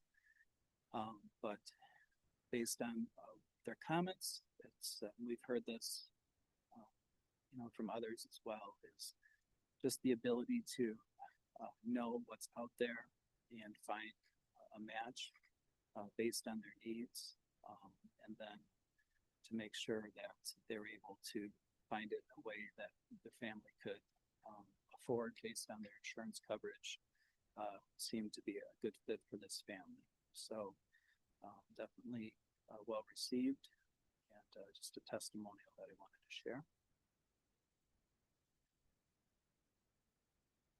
Similar to last year, I'm recommending a 1-year contract agreement with Carosalis for the 26-27 school year. The charge would be the same, $24,050, no increase. And I would again be my recommendation that we just bring it back on an annual basis to see if this is still the right fit for the district. Again, we just have to make sure that the number of form handoffs, family searches, appointments booked into care, the amount that we're accessing it, that the benefits outweigh the costs. So that being said, happy to take any questions about Pierce House. I have a motion, please. Move to approve the partnership with Mental Health Services Care Solace, I'll second, service provider for the 2026-2027 academic school year. I'll second that. Motion's been made, seconded. Any questions? Just one quick, that's a fixed fee, not a usage based. No, it's a one-time annual cost, and there was talk about potential partnerships with CISAs that hasn't come to fruition. So I'm still trying to get some information about that, but right now it's just a per district charge. Are there any other programs that offer similar or other, I guess, just similar to this or there? Yeah. There was a vendor that kind of is newer to my years that was at the WCAS conference, Wisconsin Council of Administrators and Special Services. Sorry for the acronym. And I honestly, I didn't do a deep dive into it. And if it is, the board's wish for me to start looking at, comparables or other options to bring to the table, just so that we're informed of what our options are, and I'm happy to do that. So how do you know when the benefits exceed the costs? Do you have a number in mind? Is it 30 kids or 40 or something? Yeah, I don't know. That's a tough one for me to answer.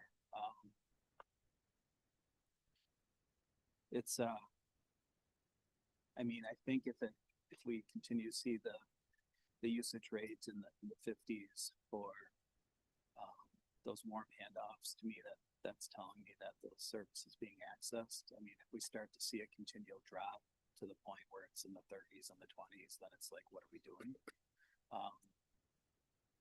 The feedback, I would say that I know Dr. Milkey's going from school to school, gathering, feedback on staff perspectives and whatnot. I think it did come up in a couple of our schools that this has been a well-received resource. It's a tough question for me to answer, Mr. Schneider. I don't know if I can quantify it, and I don't know. I mean, if it's something that the board does quantify, I would respect whatever. I wouldn't know how to do it. Yeah, I hope I'm not trying to duck the question. I just don't know how to answer it myself. So, yeah, I'm sorry. Mr. Dees, I think it was probably worth telling too that one of the benefits that we don't necessarily always see is that staff can access it as well. So it has been, I probably don't go a month without a staff member coming to me and saying, how do I find treatment either for myself or for one of my children? And so that's also another benefit that they aren't, having to go spend hours and hours on the phone trying to locate a provider. When our staff, particularly last year when we had a really rough year for staff, it was really helpful to be able to say, hey, let's just set you up here. They can do the hard work for you, because we have a lot of families that do give up if it takes too long, and mental health services are really hard to find, and good mental health services are hard to find. So just the side note that our staff do that as well. Anyone else? Okay, a couple questions. Do you know, I suppose you might have answered already, but do you know when you would feel comfortable going to more than 1 year? And then have they asked for more than 1 year contract? And then I guess the final question then would be, would there be a price difference if you did go to a longer contract? It didn't sound like there was a price cut, and in terms of they haven't required it in terms of a year to year or more a multiple year option. I just know it's something that I personally just feel more comfortable bringing back on an annual basis, just to make sure that we're being transparent with the usage of it and the perception of it and how it's received. To Mr. Schneider's point, like if we start seeing this dip where, like I said, 30 or 20 families, that's all reacts, then we're probably gonna have to start talking about is the cost benefit ratio worth it. So I have not thought about doing more than a multi-year deal, but just for that reason, just for transparency of how frequently it's being accessed. Anyone else? Motion's been made and seconded. All those in favor? Aye. Opposed? Motion carries. Thank you. Next. Character strong board report. Boy, Oh, jeez. is this bad? Okay, I think I did what I just did. Sorry.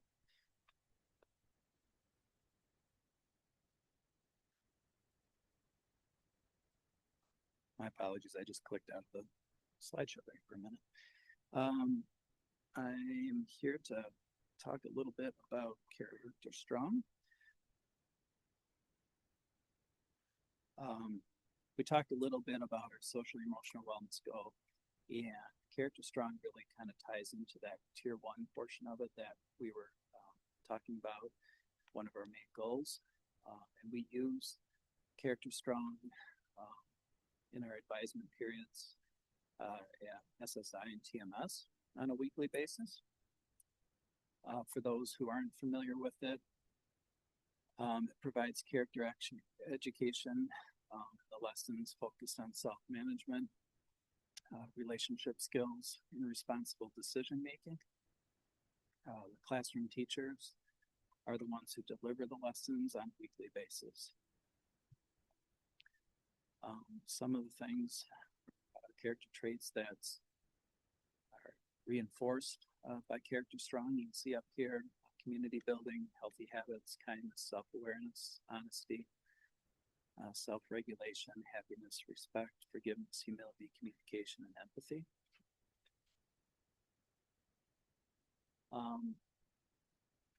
Character Strong is a double-edged sword. I would say the positive feedback that we have received from staff is that it provides real-life connections, helps students set goals and reflect on personal experiences and decisions, reinforces the themes of being kind to one another, showing empathy, and reminding students that what we practice becomes our habits. And then staff have selected the lessons that are the best fit for our students. Some of the areas of growth or opportunities for growth that staff have noted is that they're feeling pressures of time to get lessons done. Would like opportunities to have student services team members conduct the lessons or do them jointly. There's been a feedback about some of our locally delivered lessons from our student services team around anxiety seem to be more impactful, or viewed as more impactful than Character Strong lessons. And there's some questions around the fit about Character Strong from some staff. What works out really nice is Miss Whitney Roth, who's going to be up here next, is facilitating our curriculum cycle for our Tier 1 curriculums for social emotional wellness with our pre-K through 12 student services team. So we're in year 1 of that review process. And within that, we're just looking at our delivery model. The team has identified some priority standards at each grade band. And we're beginning to review options for Tier 1 curriculums and potential curriculums to potentially pilot next year.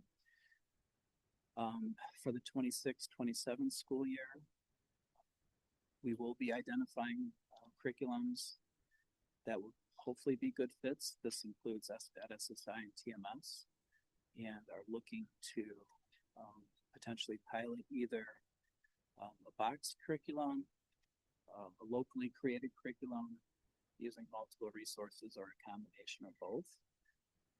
So that being said, we definitely want to make sure that all of our social emotional wellness curriculums, grades 4K all the way up through high school, align with our locally created Portrait of a Hamilton graduate. The 5 characteristics that the team here at the high school has said are important: curiosity, resiliency, collaboration, accountability, and integrity. We have to make sure that it's in alignment with this. And that being said, I think we aren't sure if Character Strong is going to be the right fit or not moving ahead. But we're also in this process of figuring out what is the right fit and are recommending that for the 26-27 school year, that the school board approve Character Strong at SSI and TMS. This will allow our student services team that required time through that curriculum cycle with Ms. Roth to have a recommendation ready for our SO curriculums for the spring of 2027. In terms of cost, the cost will be the same as this year. For both buildings total, it's just under 3,000. So 1,499 per building. And again, by allowing us to have this one additional year, we will be able to complete the curriculum review process to determine what is the best fit for our district for SSI, TMS, as well as our other schools. Happy to answer any questions that you guys may have about Character Strong. I have a motion, please. I move to approve the renewal of the Character Strong program for grades 5 through 8 for the 2026-2027 school year. Second. Motion's been made and seconded. Any questions from Mr. Peterson? I have a couple. I feel very strongly about this one as my sixth grader came home and was annoyed that he needed to practice apologizing. We talked. So a couple of things here. I'm sure you're doing. I just want to say, this sounds like I don't know the standards, so please just take that. If we're talking about getting kids moving more, maybe there's an alignment where we could pull movement into this curriculum. But I think I've heard from staff that they don't necessarily feel that they have the authority to be talking about this. So as you all work through it, like our staff listen to their voice. I care less about what our kids are saying because I just gave you the example. But like what's missing? I feel like we have been redoing this for years. So I would love it if everyone could, I hate to say this, but like, let's just do it right. Let's not band-aid because I feel like we're band-aiding. But I would also ask the teams to think like, let's start at the high school, the middle school. What are our students missing? What are they lacking? Those high school teachers could probably give you a post-it note really quickly. I know this isn't easy. Yeah. So thank you in advance. Thank you. Anyone else? A question. Excuse me. Do we use the terms mental health and social emotional wellness? Do we consider them different or the same, or how do they overlap? Is there a Venn diagram there where they like, how do we differentiate between the terms? When I think of social emotional wellness, I grew up in Cedarburg, so don't hold it against me. I think back then it was just called character education or vocational education or life skills, employability skills. Those are the terms that our community used growing up. And it's just more about maybe what employers call soft skills today. The ability to navigate a problem, identify a problem, build relationships, separating the emotion from the problem. The ability to recognize emotions in others, to work together, teamwork, cooperation, things like that. When I think of mental health, I think of kind of a spectrum of where people are from very healthy to potentially in need of extra assistance to hospitalization. So I see them as different. And I think in terms of social emotional wellness, I just think of more of those soft skills that are so beneficial, not only on the job, but, post-second in school, but also out of school as well, whether it's on the job or in college or just making friendships within the neighborhood. Anyone else? Very good. All those in favor? Aye. Opposed? Motion carries. Thank you. Thank you. Next. Approval of Hamilton School District MTSS Servicing Guidebook. Yeah, thank you.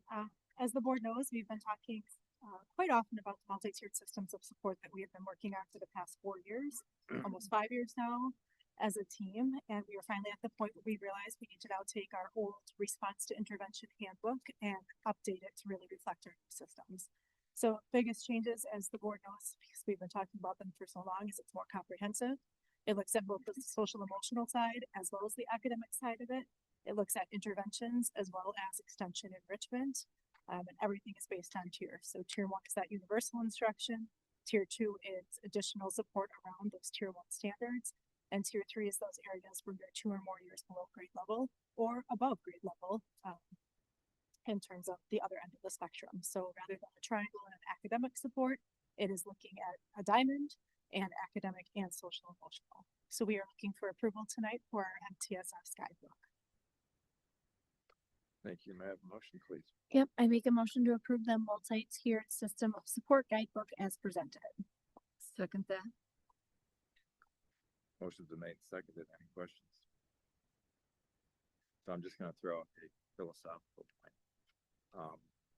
So we've somehow come to the point where social, emotional, mental health is an equivalent part of our mission to academic. You know, do we want to be there? Is that our mission? It became our mission, but we never really, I would argue, never really talked about. And I'm just going to throw that out there. My question would be, when has it not been part of our mission? We've always kind of been whole child focused, but maybe Yeah, more explicit. but not stated quite like that. Sure. And I'm not saying it's wrong, or I'm not judging it per se, but it's become something that school was not in the past. Just something to think about.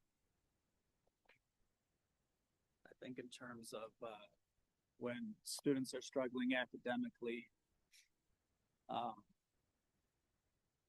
and the academics were not even able to get to just due to the challenges that are faced. I'm not saying it's not. It's not important. No, I know you're not. I think what I'm just trying to say is that sometimes there's an overlap there, and schools will always be in the business of academic achievement. That will always be our number one priority. Well, actually, my argument would always be our number one priority is to keep students safe, but definitely a number 2 priority is academic achievement. There's just so much overlap here, and we just wanted to make sure that we created a model that reflected that. To your point, you know, maybe the academic achievement is significantly more than the behavioral side. We just want to make sure that we're always looking at the behavioral needs, and then addressing any needs that students come with that when we're partnering. I mean, I'm all for giving out all the students what they need to be their best selves when they come out. But I'm just giving us something to think about.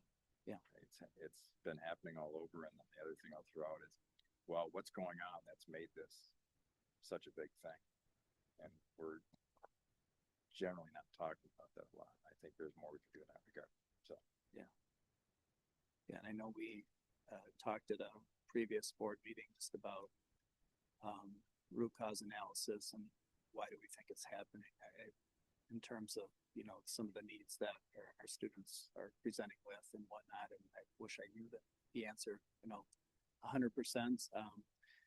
And we just also on our just are trying to make sure that we have supports available to assist those students with higher needs. So, yeah. Thank you. Anyone else? I just want to say, I understand what you're saying. Okay, with the social emotional and that, but if you look at our core 4, so at least since our last strategic plan, it's been officially part of our strategic plan.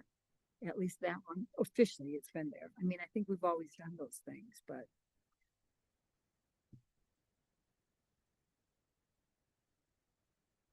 And I'm gonna go out on a limb and say because of how many in all the different areas, how many people put down about the social emotional issues, that it's going to continue to be part of our strategic plan.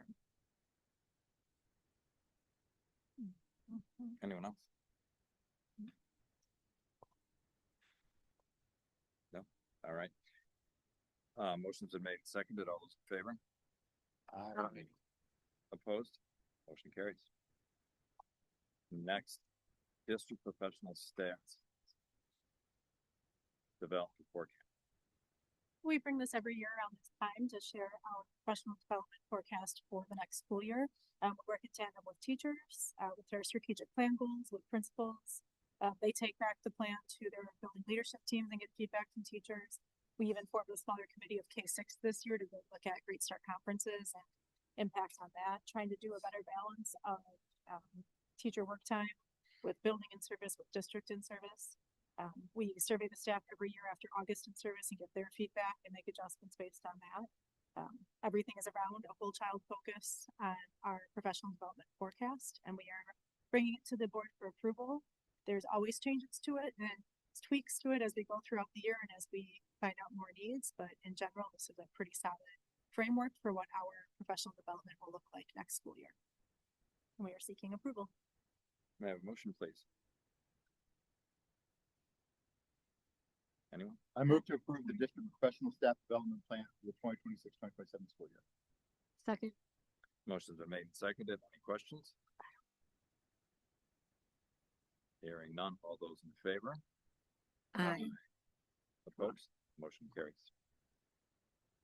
Next, K-12. K-12 art curriculum.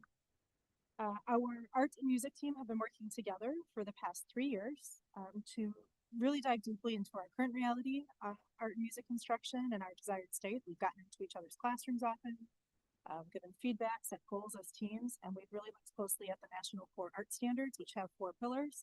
Those apply to any theater arts class, music class, or visual arts class. And K-12 has finished their curriculum and are ready to implement next year. And those documents were shared with you in a couple of status reports and then most recently for tonight. And we are seeking approval for K-12 curriculum for art. May I have a motion, please? Yep, I make a motion to approve art grades K through 12 new curriculum documents as presented. Second. Motion's made and seconded. Any further questions? Hearing none. All those in favor? Aye. Opposed? The motion carries. Next, music curriculum. Yes, similar to our art music teachers have been working really hard on their curriculum as well. And we have 2 music teachers here tonight if you guys want to come up, Tyler Showman and Leanna Holden.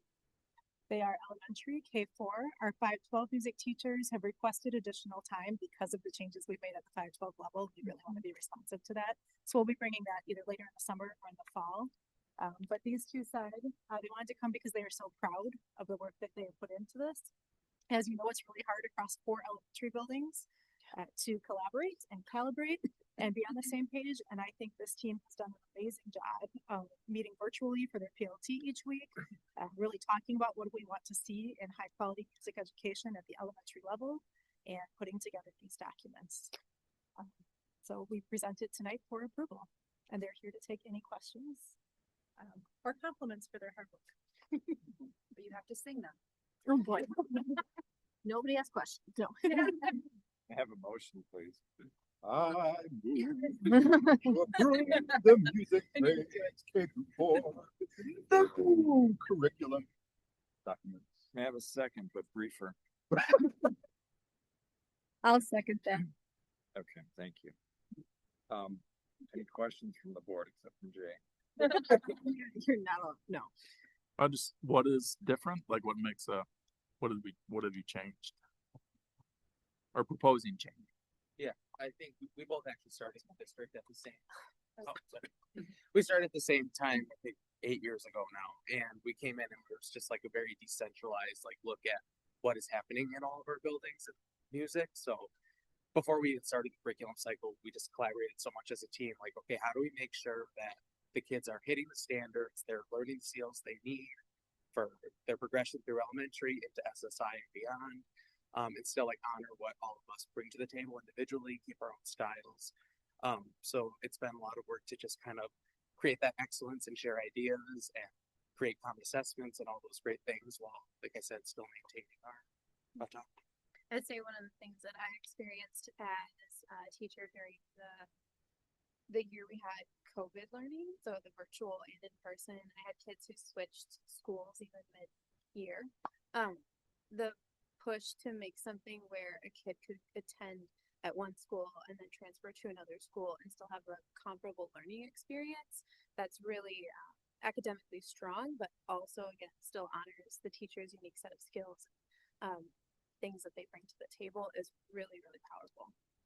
And we really made sure to like appeal to all of our students, right? Whether the kids that love being on stage or not. And just making sure that especially at the elementary level, we're like creating that groundwork for just an appreciation of it and exploring it through their own interests, perspectives, and connecting to their lives and each other. It's been real cool to share that. Can I ask maybe, this might sound like a silly question. How often are screens used in music? As in like a new line board or personal device type situation? Probably either, use your judgment. I assume a new line is significantly more and like teaching enabled. Yeah. I don't assume there's a lot of personal devices, but I think that's just my question. I think it's rare. It's not like every unit, but you know, we try to encourage like music making or exploration in different ways. So like for example, during our like orchestration unit and learning about instruments, like there's some really cool online resources for students to explore. Or if you are having them like record themselves for a recorder play test or something, we might use it for that.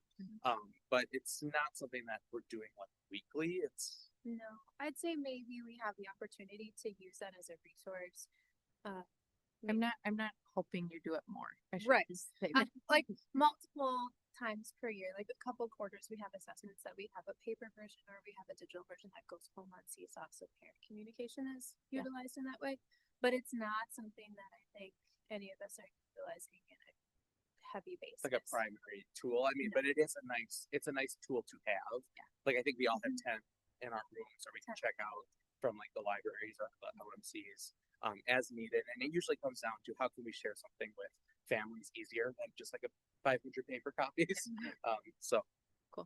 Yeah. I think that's there is also a technology component to music as it's produced and explored today in the modern world. So having that opportunity to do a beat maker or to utilize something like that is really awesome, really important. Yeah. Makes sense. Thank you. Yeah.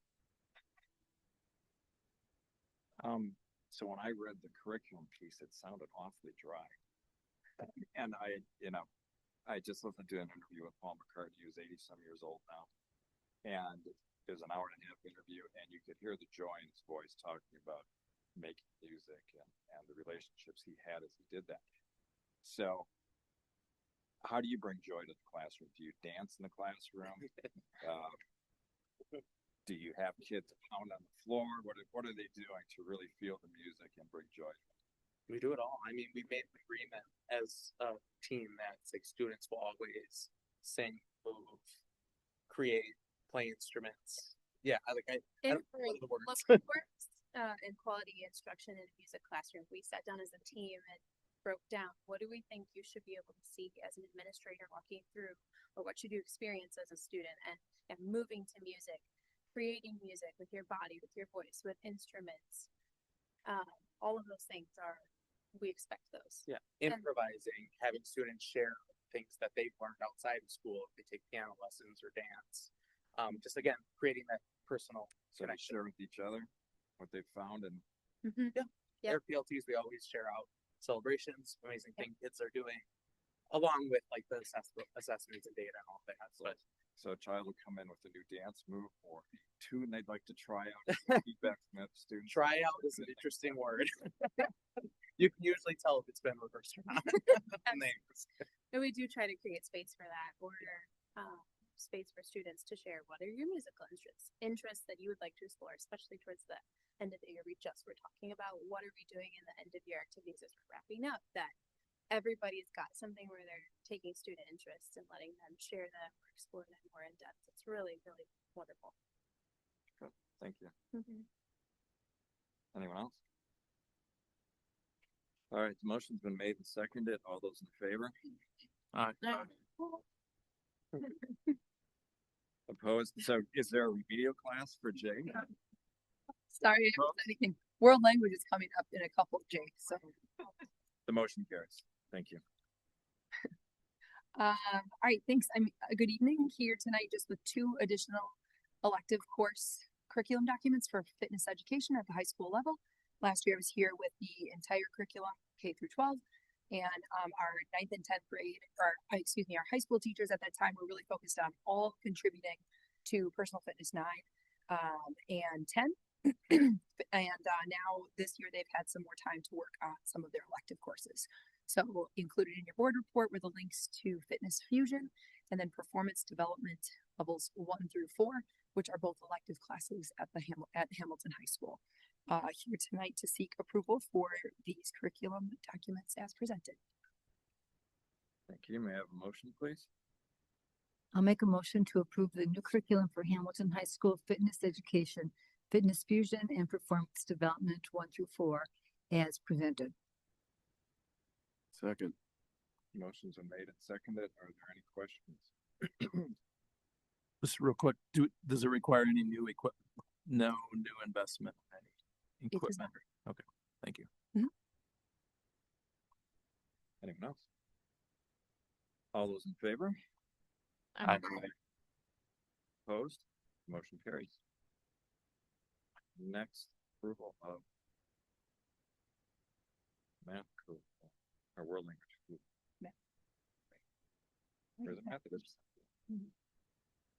We brought the bulk of the math curriculum to the board last spring, but as you know, high school has several math courses, so we really wanted to focus on the core 9th and 10th grade courses last year, and then they have a 3-year plan to keep adding the additional 11th and 12th grade upper level courses as they go.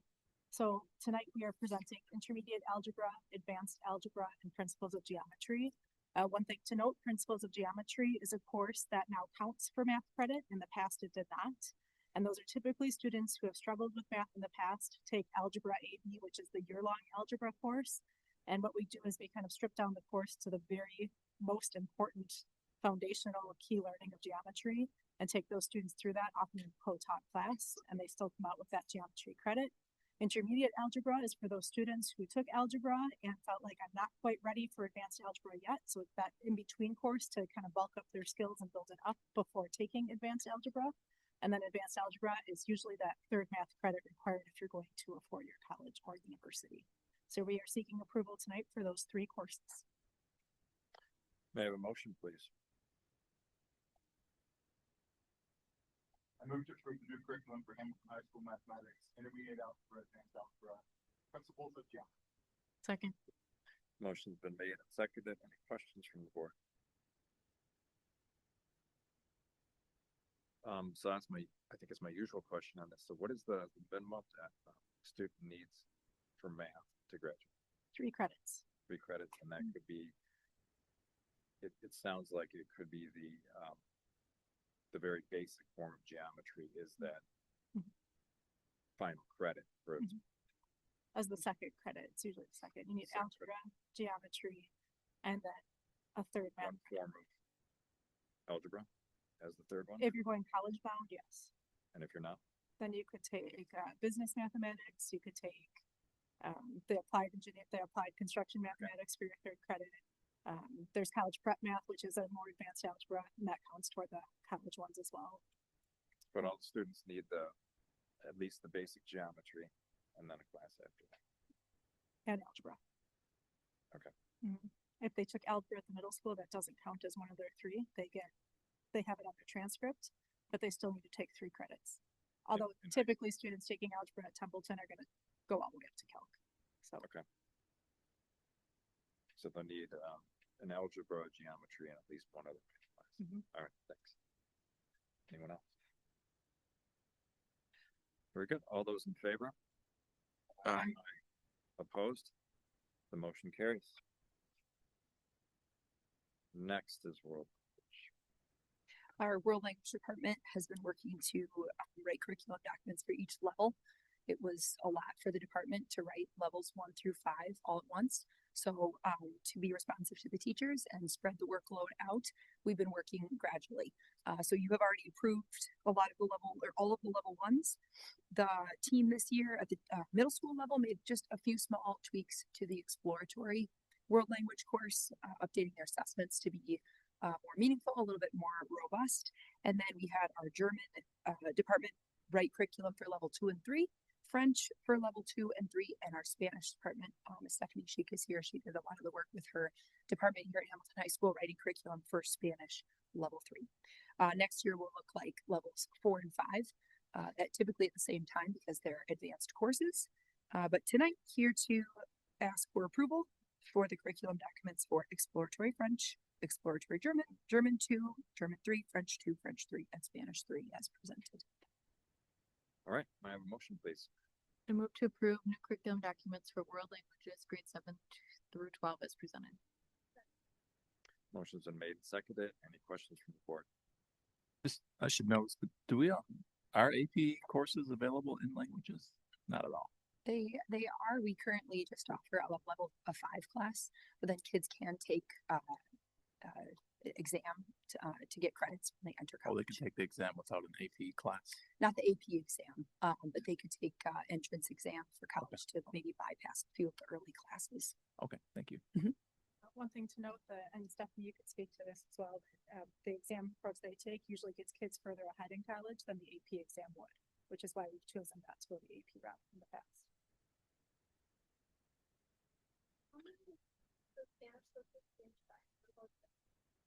They both also go through 5. Anyone else? All those in favor? Aye. Opposed? Motion carries. Next up is approval of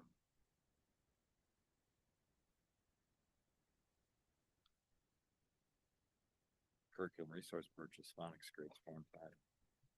That's it. Approval of yearbook. Too many things on the agenda tonight. A lot. The board approved the addition of a new course, the yearbook course, in the fall of this year. And Sherry Turnercliffe, who will be teaching the course, along with our literacy instructional coach, Caitlin Shoemaker, have been working really hard to develop those curriculum documents because there was interest in the course running for next school year. So we have one section running next school year at about 28 students in the class, which is pretty awesome. It is an elective course, so it doesn't fall under a particular department, even though Ms. Turnercliffe is a commerce teacher. So they were able to pull standards from the English Language Arts Standards, the National Core Arts Standards, and the Wisconsin Standards for Information Technology Literacy, since a lot of this is digitally created.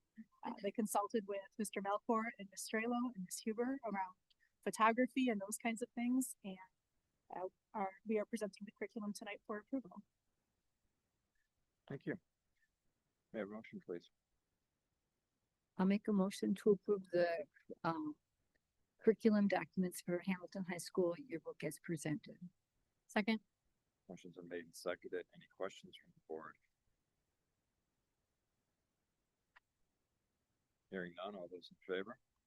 Aye. Opposed? Motion carries. Thank you. Next. This, I will tell you, the new software is very slow responding. I think it's approval of the yearbook resources, correct? Correct. This is just the materials to get the course started, including some digital cameras, some SD cards for storage, which can be used year to year, a color swatch book, the yearbook suite, which is only $45 and a one-time purchase that just gives kids some access to some different layouts and things to look at. These will be paid for out of the teaching and learning budget at $3,706.89. In future years, we anticipate the department budget being able to cover it for yearbook, or there will be minimal fees as we go on, because none of these are like one of those online textbook curriculums that you have to renew every so many years. So we are seeking approval for those startup costs of $3,706.89 out of the teaching and learning budget. May I have a motion, please? I move to approve curriculum resource purchase for Hamilton High School yearbook as presented. Second that. Motion's been made and seconded. Any questions? Hearing none, all those in favor? Aye. Opposed? The motion carries.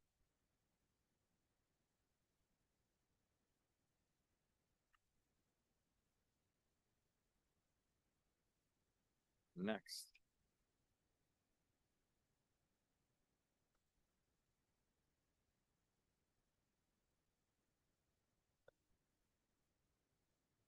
Approval of curriculum resource purchase phonics grades 4 and 5.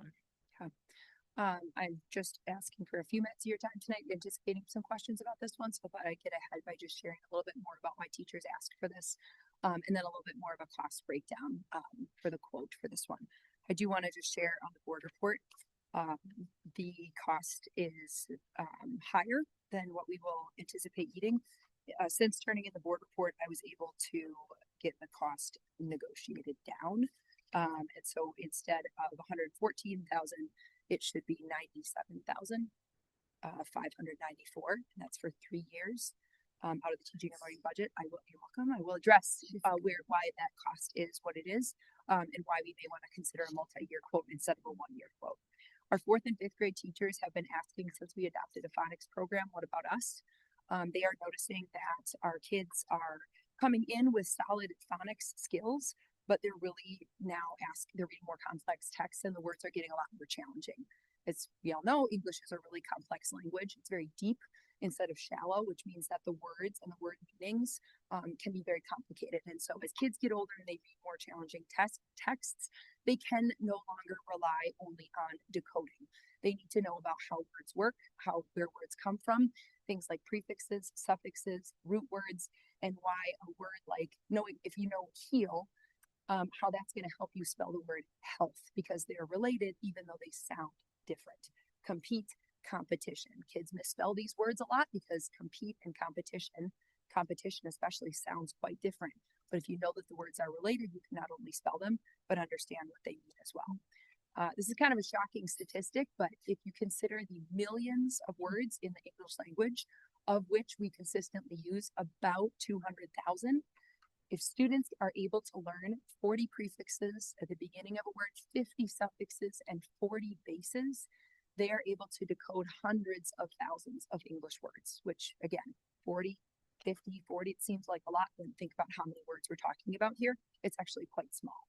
So 4th and 5th grade, like I just said, kids are reading more complex texts, science, social studies, a lot of other content areas. They're coming across higher academic vocabulary and content vocabulary words, and research shows they need teaching about these words too. They aren't just going to pick it up by chance. So a couple examples, again, I'm using them as I'm speaking here, but prefixes, if they know un means not, then lots of words that start with the prefix un, they have a clue to what that word might mean. Roots, we see them all the time. Multisyllabic words, information, transportation is a really good one that has a root in the middle, a suffix at the end. And then again, they're learning about spelling, not just on sounds. That's going to take them pretty far, but when they get into more complex texts, they can't rely just on their knowledge of letter sound relationships. They need to start thinking more deeply about syllables, patterns, meanings, and things like that. So we had a team of teachers that asked if they could start looking at resources. We met way back in December. This is very small font, but I just wanted to show you mostly the timeline that we had teachers piloting a variety of resources. That's all in the board report.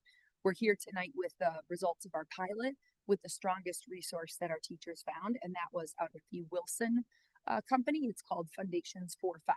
Our teachers were, as you can see in the board report, very appreciative of all of the resources this provided for them. Prior to this, teachers are spending their own money or department money on a variety of resources from places like Teachers Pay Teachers. We and they are looking for something more cohesive and more consistent that builds on what kids are learning in Bridge to Reading, our phonics program, K through 3.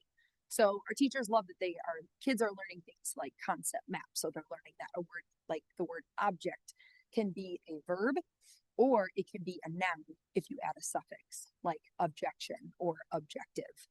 They're learning how to diagram words based on closed syllables If you have an incoming fourth and fifth grader next year, you'll see them be able to do this with words, where they're going to be able to show you that the closed syllables, they're going to know what those symbols above the letters mean. It's a clue to how to pronounce the letter, and it gives a clue to the word's meaning. They're also going to know a lot more about schwa sound, which is the trickiest sound to spell in the English language because it always sounds like I know you know that, Donnie. You probably taught it for years. It's still tricky. And then they're also learning about grammar, which is an area that our fourth, fifth, sixth, seventh, and eighth grade teachers, and even our high school teachers, are saying that kids need some attention. They are getting direct instruction starting in fourth grade on complete sentences. This is just from one of their very early units. They learn that a sentence has a who and a what, and it does need to have a capital letter and punctuation at the end of it. So they learn about fragments, which we see a lot of in kids' writing. They learn then as they go, as you can see with this one, that sentences can get more complex. You can have a who and then two whats. You can have a couple who's, and it leads all the way up to when they're in this eighth grade and they're learning about much more complex, longer sentences. This helps them read because they read these types of complex sentences, and it helps them become stronger writers. Our teachers, like I said earlier, are noticing a skill deficit. They notice that these kids are asked questions about grammar and parts of speech and Greek and Latin roots on the forward exam, on FastBridge. They're purchasing their own resources, and they are requesting that they did request that we look into this for fourth and fifth grade. They have given a few assessments with the Foundations curriculum. This is an example from a fourth grade teacher's classroom where she pre-tested her students on their awareness of the skills that she was about to teach as it relates to morphemes. And most of the kids, if not all of them, either maintained a high score after just 1 week of instruction or increased their score by several points. So the quote is probably the biggest thing here on our report. And we are requesting an approval for a multi-year quote for a couple reasons. One is if we do a multi-year quote, it will get us through 3 years worth of materials, and we do not need to pay for shipping every year. They will ship it all at once, and it will save us about $5,000 on shipping costs because we'll just get all the materials at the same time for 3 years. It will also lock in pricing, and typically, according to their sales rep, we could see the consumables, the student workbooks, increase at a rate of about 5% per year. We also will get access to consultants from the company who will make sure we're getting a good return on our investment and help with implementation and training support. And so with that, there will likely be more questions, but I'd like to stop presenting and sharing and request approval for Foundations for fourth and fifth grade for a total cost of $97,594 that can be supported from the teaching and learning budget, and this would be a 3-year purchase. Thank you.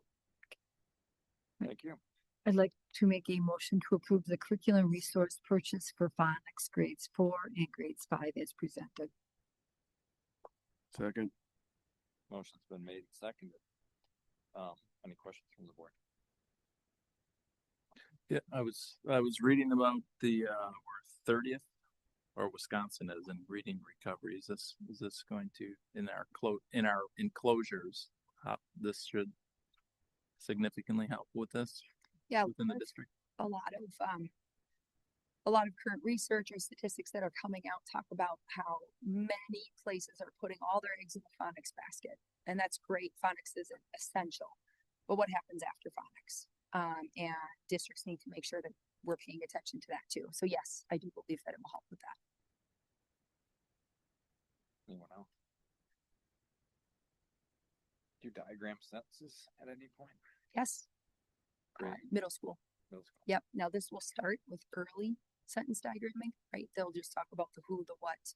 You have to indicate punctuation. But yes, they do.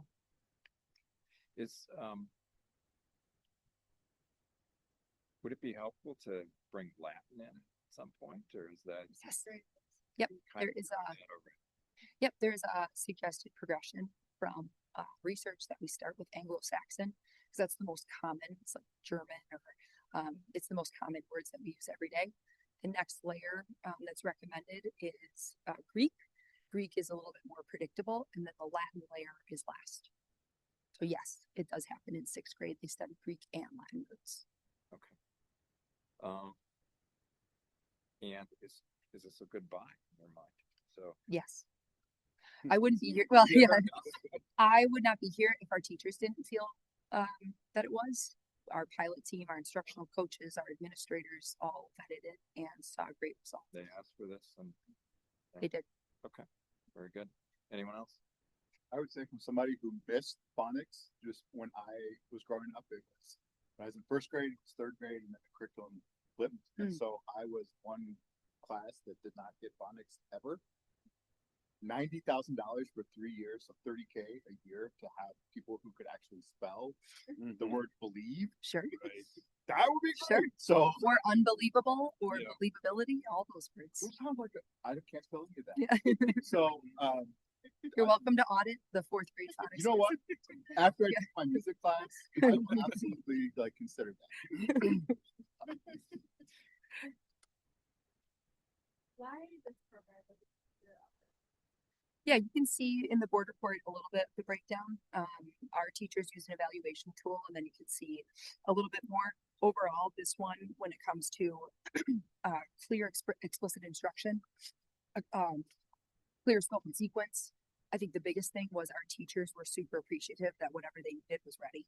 The slides were ready. They had workbooks. They had manuals. They had support.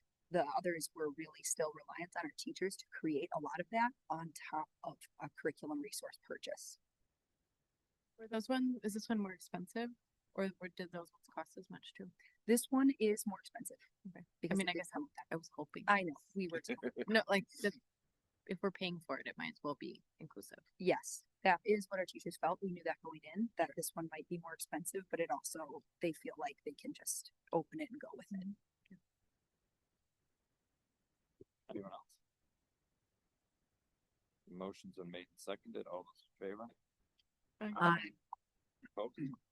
Motion carries. Thank you. Thank you. Next, Mr. Rubik, interdistrict transfer agreement. All right, good evening. Seeking your approval for the contract that allows, there'll be 3 students to remain in the district for next year. Back in 2015, the legislature stopped funding the Chapter 220 program. They phased it out. We are now at the point where we have 3 students left in the program. 2 will be seniors, 1 will be a junior. The contract really has no changes to it. It just outlines the parameters that agreement is agreed upon between the 2 school districts, MPS and the Hamilton district. So recommending that we continue to allow those 3 students to participate in their education here at the Hamilton School District. So I need your approval for the contract for that to happen. May I have a motion, please? I move to approve the Chapter 220 voluntary integration contract for 2026-27 as presented. Motion's been made and seconded. Any questions? Hearing none. All those in favor? Aye. Opposed? Motion carried. Thank you very much.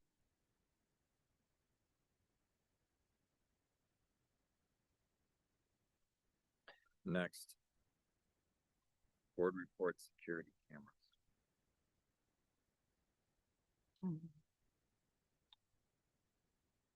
Wanted to just present to the board the security cameras we've been looking at through status reports. You know, this is something we've been working on for a couple months. We, as one of the things that came up in the safety committee that we have is use of cameras, and we had principals concerned about some of the lack of camera coverage. So what we did is principals walked through each of the buildings with the school resource officer, along with our IT department. IT department then mapped out the maps where we have coverage in, which you can see in attached documents. They're in blue, and then also areas where the cameras would cover. And then at that point, the principals took all of the cameras and then rated them on a rubric. We looked at things as, is this a primary entry or exit? Is this a high volume area? Has it been documented incident? There are 7 different categories that they looked at. They rated them on those. Then that created 3 tiers. Basically, tier 1 was probably critical to have. Tier 2 would be good to have, and tier 3 would or tier two, it should have basically, and tier three would be nice to have. So, we're bringing to you, a two-tier proposal. One would be to approve tier one now. That would be used of, available referendum dollars that we have because of project savings from previous, projects. And then we could come back, the following, next year at this time, we would come back and present to you, or we can do a reevaluation, of them. So be happy to answer any questions that you have. We'll give you a lot of specifics on locations of cameras and things like that. Obviously, it could be security, situation, but you did have the documents with all of them mapped out. Happy to answer any questions. I'm gonna make a motion to table this discussion until a future meeting. So in the meantime, we get more information so we can better discuss and understand the topic. No, I don't. If someone wants to suggest one. What are we suggesting? Like to table it? To table it. Postpone to a future, like to, I think setting the date would be a good idea, but. Maybe not the next meeting, but the following meeting. And What's the, maybe to consider it as something to do in a closed session too, because we have a couple closed sessions coming up. I'm not sure how this would qualify for a closed session. I'd have to Because it check. it deals out. with security cameras. Yeah, we can look at that. I guess we'll just ask what, just what more information the board would need on that. Well, I got my list. How many cameras do we have now and where? What are the criteria? The ongoing cost to both operate and maintain. And, what does this look like in the context of all the other money we're spending? Yeah, so I could answer like most of those now if you wanted. We could. But I think the other one, what are the criteria we're using? That's going to be a longer discussion. Because I'm having a hard time understanding that. Okay, so we did the walkthroughs with the school resource officers, walk through with the principals and identify. Right, I get that. Okay. But we have cameras that are there to secure the school from intruders. Mhm. Then there's cameras that may be nice to have to see what's going on. And there may be some that cover both purposes. But the number of cameras we're suggesting gets us into a territory where, are we doing surveillance of students and to what end? And that's a long discussion. And in my mind, we're not going to be able to answer that adequately to vote on the amount of money that this takes. So that's why I'm suggesting that we table it. Okay. So if anyone agrees and can second that and then vote on it, otherwise, we can vote on it as a. I just have a question too. So, understanding we've got summer that's right around the corner. How quickly do we do this from a logistics standpoint?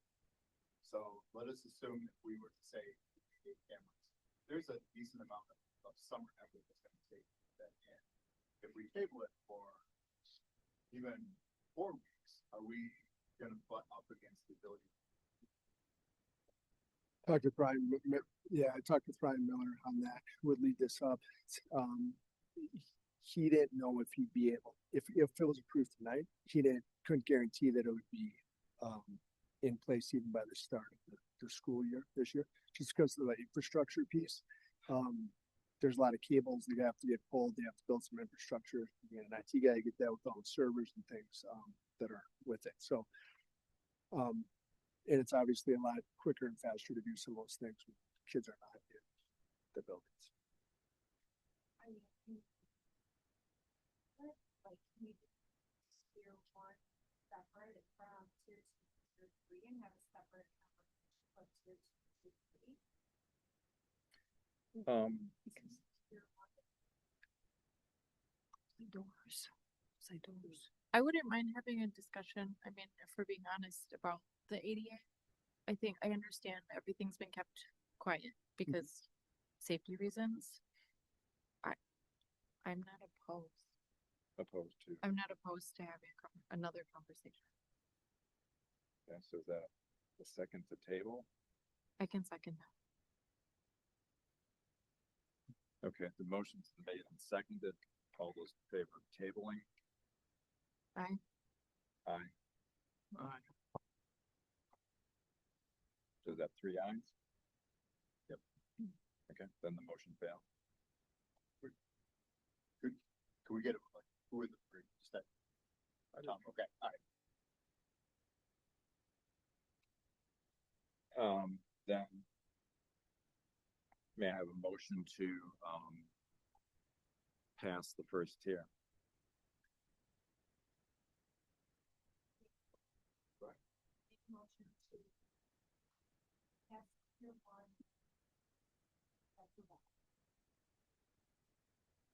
Is there a second? I'll second that. Any further discussion? Well, I guess. Yeah. Yes. So I understand tier one is like, these are the critical. If we move even to tier two, that would also be referendum money above and beyond like the 255. There's currently approximately about $4 million left in referendum dollars, I believe, Ms. Holly, and that are available due to project savings that we would have. And then just to, we would have summer of 28, correct, Ms. Holly, to spend that? So we still have actually, if you decide to do parts of it today, you can still do the rest of it in the fall. Gotcha. And that was my ask, just so the board knows, when I talked to Dr. Melky this week, I just said I would like to sit down and have a study session together to understand what is the list of the projects before I would be okay looking at tier two and tier three. I think the board would benefit from the opportunity to just see what's left. And I think doing it this way would still give us that opportunity.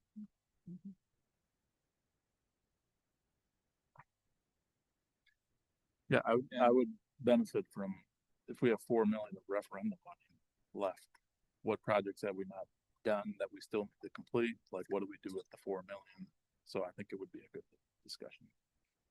Well, yeah, this project, like any other, should be subject to review under a list of projects and consider, well, what's most important. And 4 million, the other option for it is to give it back. And Amy, does that money have to be spent in 3 years, or can it be put in Fund 46? It cannot be put in Fund 46. It would need to be spent, or there's some other options, but it needs to be spent. I apologize, but it's April of 2028. Okay, but the reality is, we could do projects with that money and pull money out of our line item every year we have for summer projects, put that money in Fund 46. Yes, we would have to identify within the parameters of Right. the referendum question. So we could extend that money beyond 2028 if we wanted to. Yes, but we would need to determine what those are soon, Right, so but that that'd we be could all plan for part of next summer. planning and prioritizing. Mhm. Okay, thanks. Any other questions? So what we're voting on then is approval of tier one now. Correct? Yes. All right. All those in favor? Aye. Aye. And I'll vote no. The motion passes. Next. WSB delegate and alternate.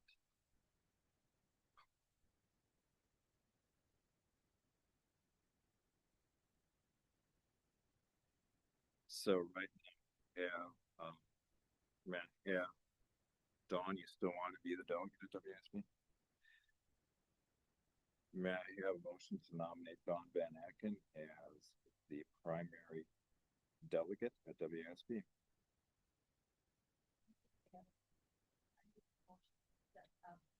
To do them both at once? Okay, we have a motion to a motion. Please. Well, Ashley, Tom, and Jay all are willing to represent too. I'll defer to Dawn. But someone, So I deny out of the three, I will wait until I second the motion. Alternate, okay. So somebody needs to second that motion. second, Okay, motion's been made and seconded. All those in favor? We need an alternate, right? We have, I thought, Ashley as alternate. Nope. You.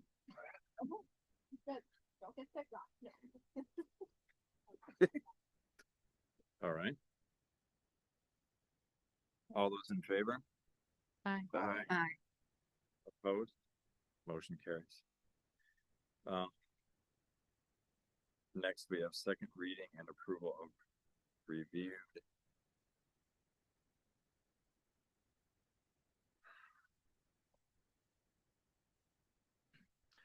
and revised board policies.